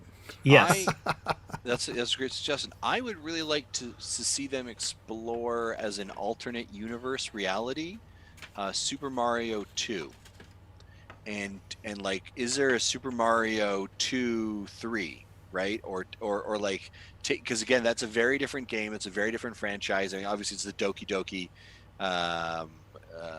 reskin, but like, that almost feels like this weird universe version. Like, where are those villains? Where are those characters? You want Wart back?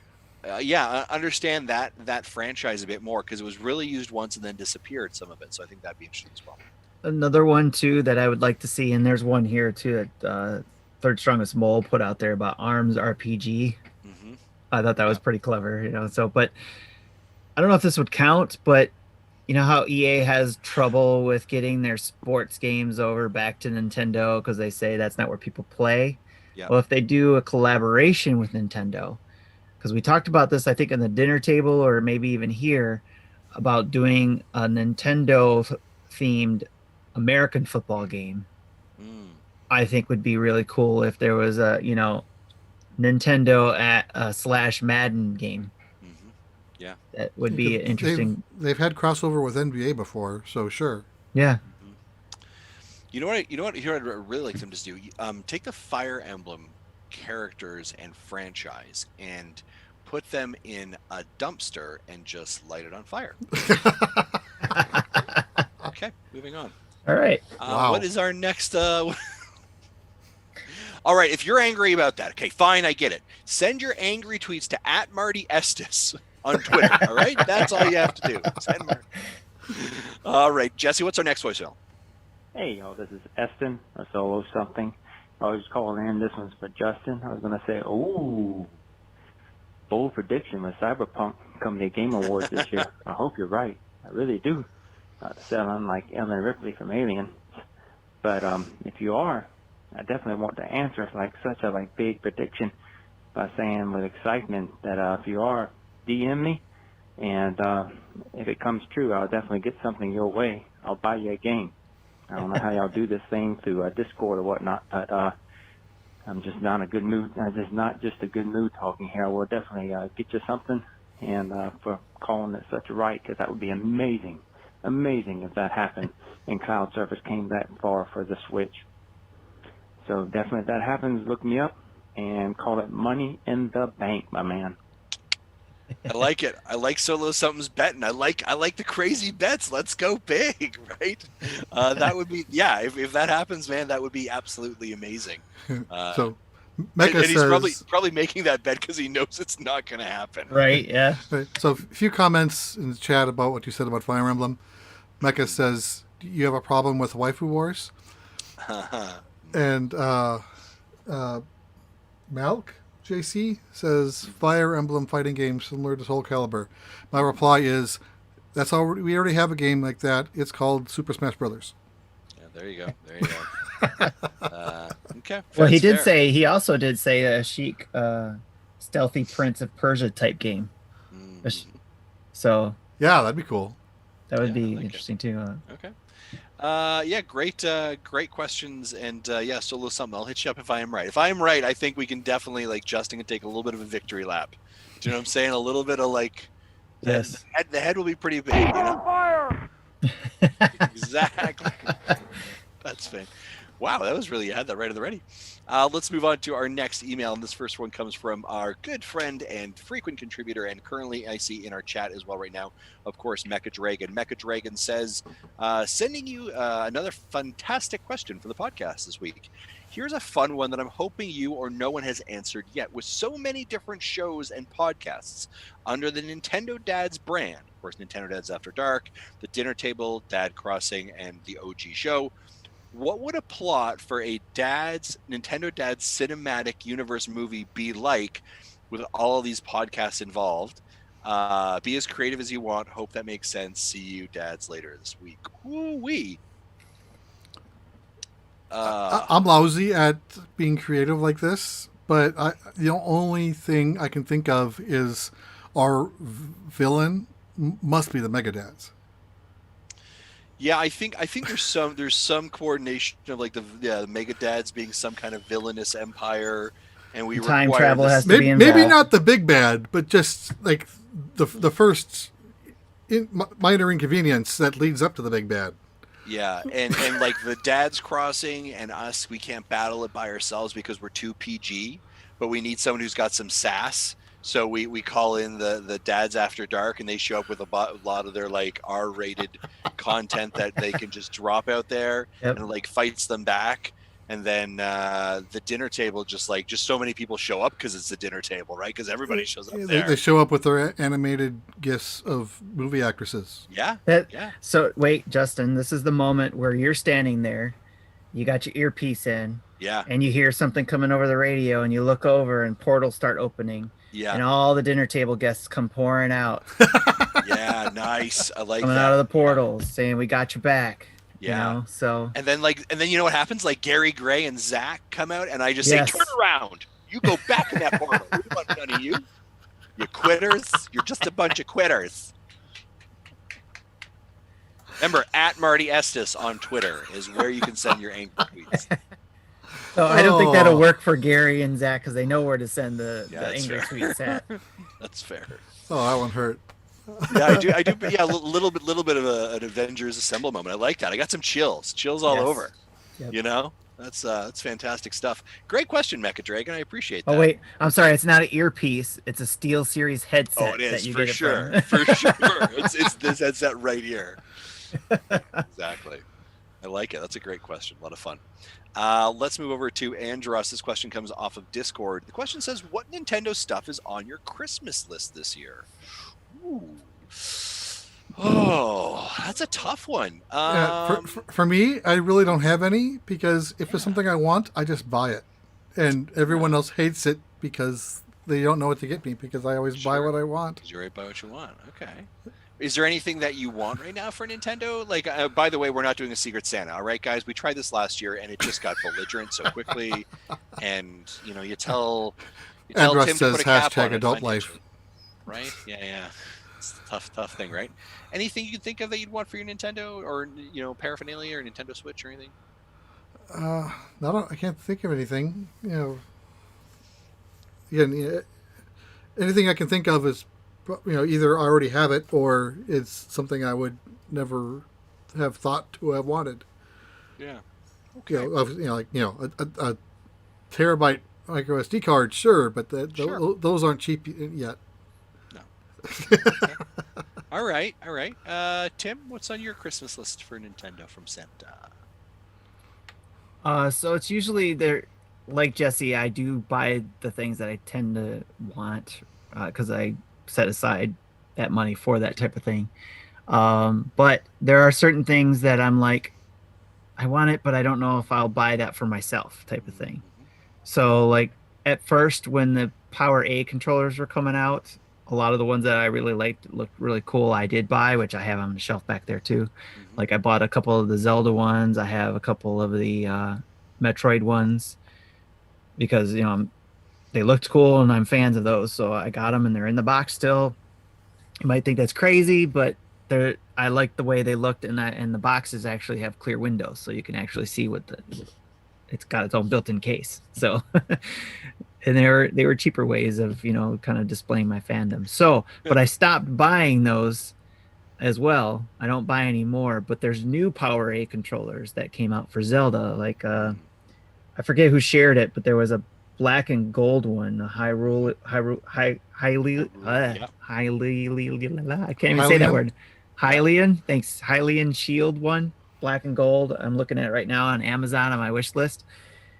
Those type of things I don't buy for myself anymore, but I usually add to my wish list. But not. It's harder for the Nintendo stuff because, like I said, I usually buy that kind of stuff because either I buy it because I want to share it with the community, saying, "Hey, I got this. Is what's going on with it," and so that somebody can make that decision who maybe can't get it or just trying to budget their money as well. So, or we get a code or something for a game or something or a product that we get to check out. So, it's a little bit harder. So I got all kinds of other stuff that, again, I won't buy myself, but it's like something that would be cool to get as a gift. Like, for example, the Star Wars book that just came out in regards to all the lightsabers. Mm-hmm. I have that on my wish list. So okay. Yeah, that's fair. Those are great things. I think probably Tim, much like you, I'm kind of in the same kind of camp. Do you know what I mean? Like we, new headsets, got that new controller, got those things, right? But I'll give a couple things here because I think it's good to play along. What I have not picked up that I would be interested in adding to my collection is Xenoblade Definitive Edition. That came out in June, and I just kind of got busy with other games, and I picked up something else and just didn't bother going to get it. And so, not like I'm really pressed for games to play, but it's one of those games I do want to add to my collection. Yeah. So I think that would be one of them. Some of the Nintendo Lego grab bags, right? Those little ones, those like $5 ones. I like those. I've got a couple of them. Those are kind of fun, like good stocking stuffer, right? And then if you're kind of like, what else might be under the tree? Again, if you're just like, hey, buying some Nintendo things because you're super interested and be cool. I'd actually love like Mario Circuit Live. That would be super cool. Like it'd be fun to play for a day, kind of thing, or a day or two. I don't have like I have carpet here, so I don't imagine it's going super far. Like all these places are like, we have tile. It looks great. I'm like, this is awesome. I have carpet. This is not going very far. Is it low pile carpet? Because it should work on that. Yeah, it's low pile, but I'm like, I think it looks slicker on like a steep, like a good wood floor or something. You want to drift? Yeah, I get it. I do. I want some drift, not like. Also, now I've got to take all the hair out of the right. Wheels. Yes. So yeah, those are a couple of things that would kind of be on my wish list. Oh, a little off topic. You mentioned Lego. So yesterday, my boss sent me a link. Like a big three-line URL in our chat. So I'm like, okay, Lego.com. I better know what this is. I click it, and it's to that $230 NES kit. Yes. And I'm like, my reply was, is this where I say, do you know who I am? Yeah, mine is sitting right there, actually. I can see mine right in my I told him that, at least two of our hosts has bought it to build it. We bought another one to give away. So I would have bought it, but I've never really been a Lego kid, and I have enough shelf trophies. I didn't need another one.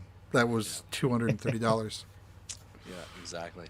Yeah, so those are kind of things that'd be on my Christmas list. Andros, thank you for Well, Thank you for something asking. you mentioned too that made me think in regards to the game side. I've been trying to look for games that I can buy physically that are collections. Hmm. So, and I haven't Like bought what? any. Those are probably ones I would add, like the Atari collection I never picked up, Oh, okay. or the Genesis collection, Yeah. or um, any other type of collections that are actually on the cartridge, not ones you have to download. Because then what's the purpose? I can just go to the eShop and download it. Yep. But That's ones fair. that are actually on the cartridge type collections. Okay. Great. I like it.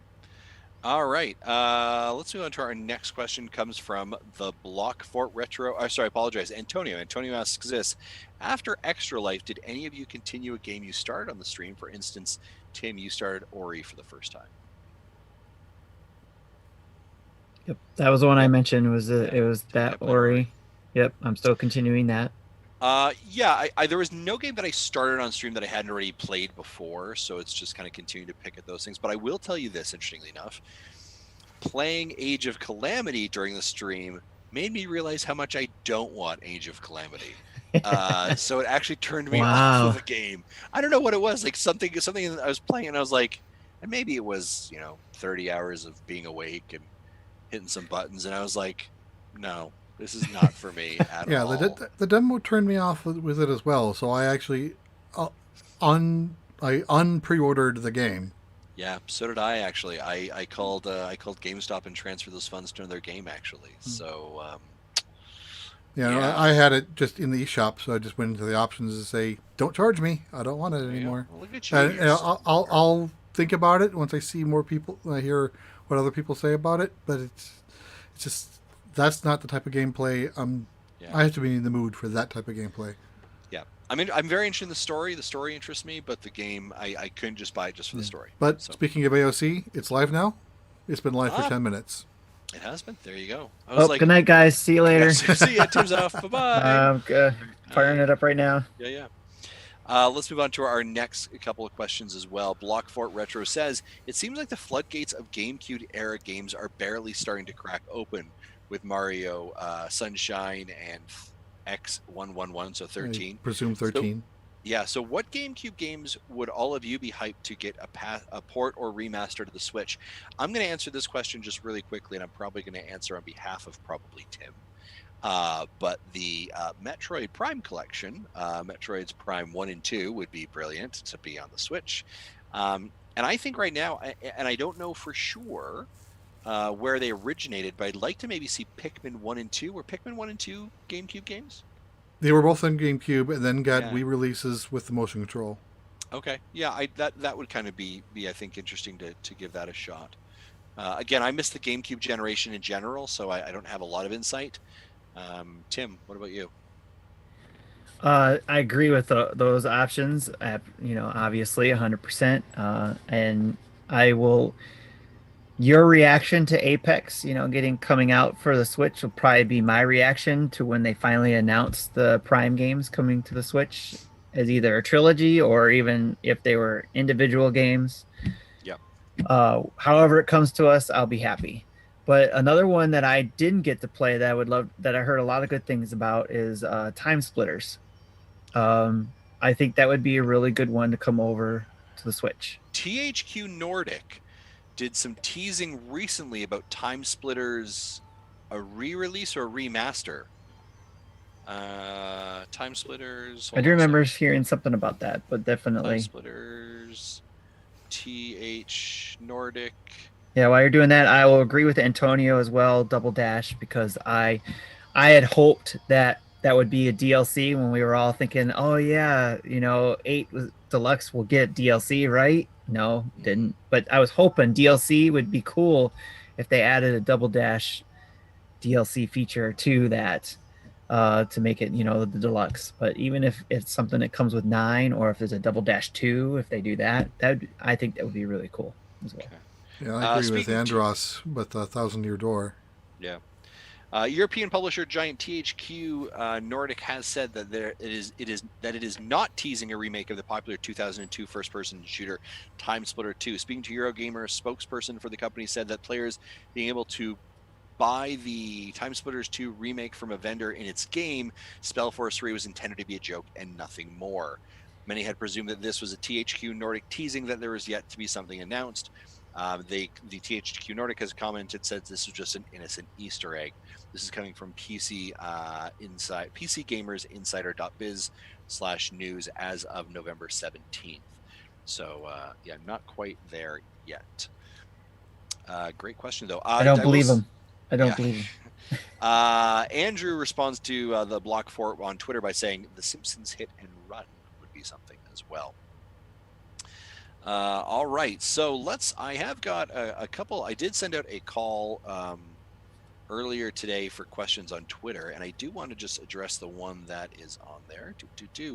Mikey Burgett asks, do you know much about this story and how this affects given Nintendo's bad PR? Now, this is actually in relation to the Big House, and what the Big House is the biggest open fall Super Smash Brothers event that was scheduled to be this December 4th through 6th of 2020. What has happened is the Big House has put out the following statement. This was an event that was supposed to be using Super Smash Brothers. The Big House is heartbroken to share that we have received a cease and desist from Nintendo of America to cancel our upcoming online event. We were informed we do not have permission to host or broadcast the event, primarily due to the use of Slippy. Sadly, and this is spelled Slippi, and I don't know, maybe we can do a quick check on that. I believe it's a modding software, potentially a program. Sadly, all our competitions are affected. We have been forced to comply with the order and cancel the Big House online for both Melee and Ultimate. Refund information will be sent out shortly. We apologize to those impacted. Now, Nintendo has since put out a statement on their own to kind of provide some context to why this decision was made. Let me read that statement to you right here. Nintendo appreciates the love and dedication the fighting community has for Super Smash Bros. Series. We have partnered with numerous Super Smash Bros. Tournaments in the past and have hosted our own online and offline tournaments for the game, and we plan to continue that support in the future. However, the upcoming Big House tournament announced plans to host an online tournament for Super Smash Bros. Melee that requires use of an illegal copied versions of the game in conjunction with a mod called Slippy during their online event. Nintendo therefore contacted the tournament organizers to ask them to stop. They refused, leaving Nintendo no choice but to step in and to protect its intellectual property and brands. Nintendo cannot condone or allow piracy of its intellectual properties. So, yeah, Slippy is a piece of software that basically runs the netcode, so it allows for two people running it to play together like you'd be LAN together. Yeah. Absolutely. So the question that, and so I'll take a quick pause there. Gentlemen, what do you think of this information regarding the Big House and Nintendo's, so obviously the event they were trying to run and Nintendo's response to that as well, given that this is kind of probably your first hearing of it at first blush? I'm shocked. I'm so shocked Nintendo would do something like this. What the heck? Yeah, and the sarcasm drips from his lips. Come on. I mean, if they were doing what they were supposed to do, work with Nintendo using just the software that as it is, then they could have had a normal tournament. I don't know what the Slippy thing is all about, well, obviously, other than they're not bringing all these people into one location. They're doing it remotely. So, right.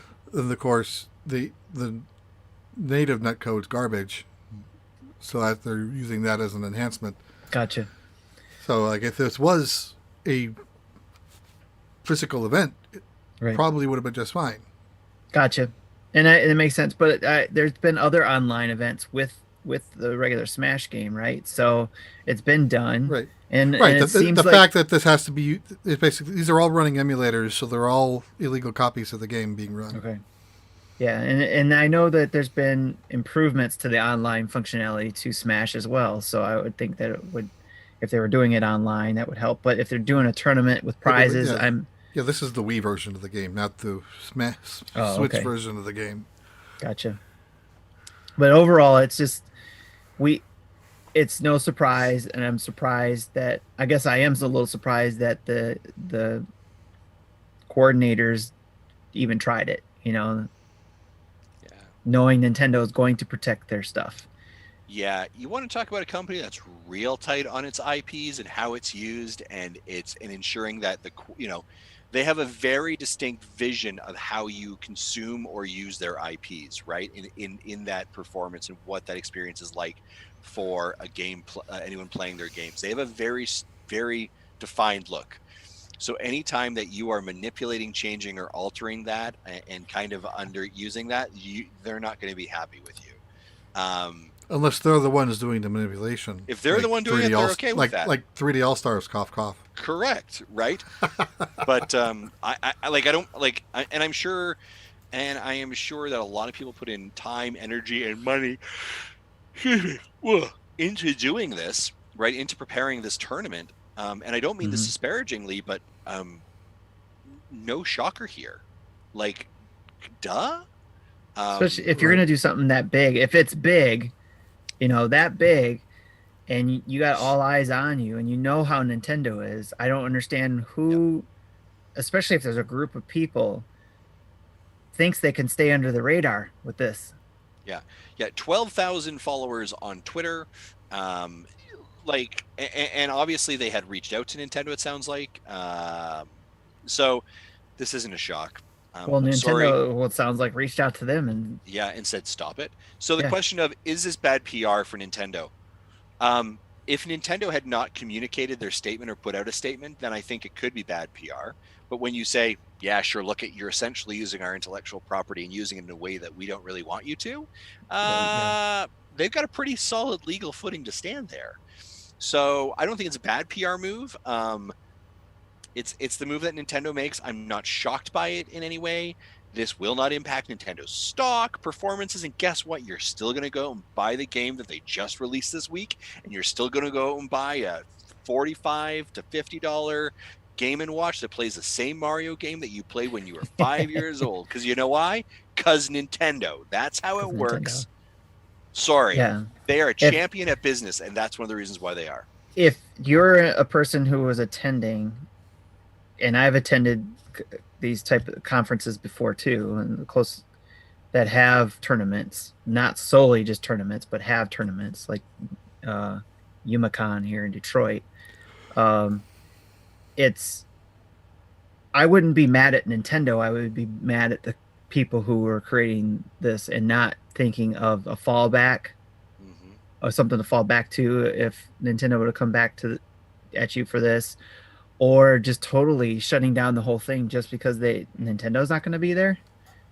That I don't understand, and it's probably just my lack of knowledge in all the other games that were there and all that kind of stuff, or the fighting games there too. But if Smash was the only draw and no other fighting games, I mean, when I saw there was fighting game tournaments going on at the Yumacon, and it wasn't just Smash. It was Street Fighter. It was all the other type of games and other ones I never even heard of or heard of but never seen before. So there was plenty to do there.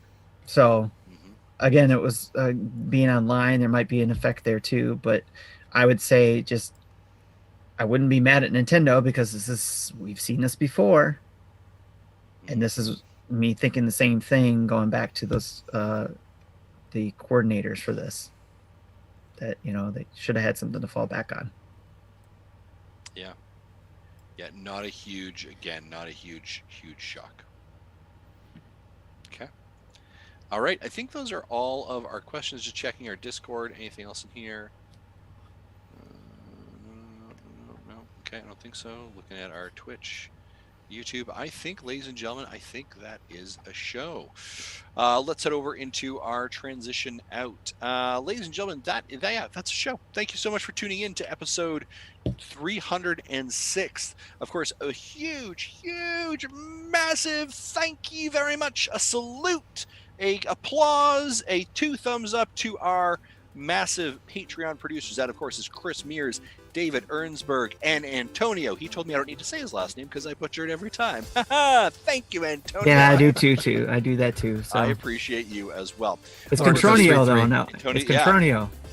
Exactly. Of course, ladies and gentlemen, if Because it you rhymes want, with Antonio. Antonio Contronio. We do have a website. Go over to nintendodads.org, where that has our latest YouTube's videos, tweets, podcast episodes, links to our social media, and our Patreon page, and our Nintendo Dads shop with all of our new Nintendo Dads merch. And of course, that is over on TeePublic as well. And ladies and gentlemen, let me say this. Thank you. We have been seeing lots of folks going over and picking up stickers and t-shirts, and man, thank you so much for that. That is greatly appreciated. If you get a shirt, a sticker, any of our gear, a coffee mug, I saw one today, man, tweet us in that photo, tag us. We'd love to see that kind of stuff. You can find us on all the social medias. That's Twitter, Facebook, Instagram, Twitch, and YouTube. Just type in Nintendo Dads, and we're there. Thank you for subscribing to us on Twitch using your Amazon Prime and subbing to us over on YouTube. We appreciate that. We have new videos on our YouTube channel almost every single day coming out. Thank you so much for that. If you have a question or want to send a comment, head over to nintendodads@gmail.com. You can call and leave us a voicemail like Warren or Solo Something did at 929-25-NDADS or 929-256-3237. Big thanks to OC Remix for the music that you hear throughout the show. And of course, you can download our podcast from your favorite podcast app of choice like CastBox, iTunes, Stitcher, Google Play, Apple Music, all of that stuff as well. While you're there, if you could, 5-star review, maybe 4 stars. If it's anything less than a 4 or 5 star, get the heck out of here. We don't want any of that. And of course, just type in something like something. That's all we need to do. Ladies and gentlemen, that is episode 306. We appreciate you. Thank you. Be well, be safe, take care of each other, and have a fantastic week. For myself, for Jesse, and for Tim. Bye-bye. Toodaloo.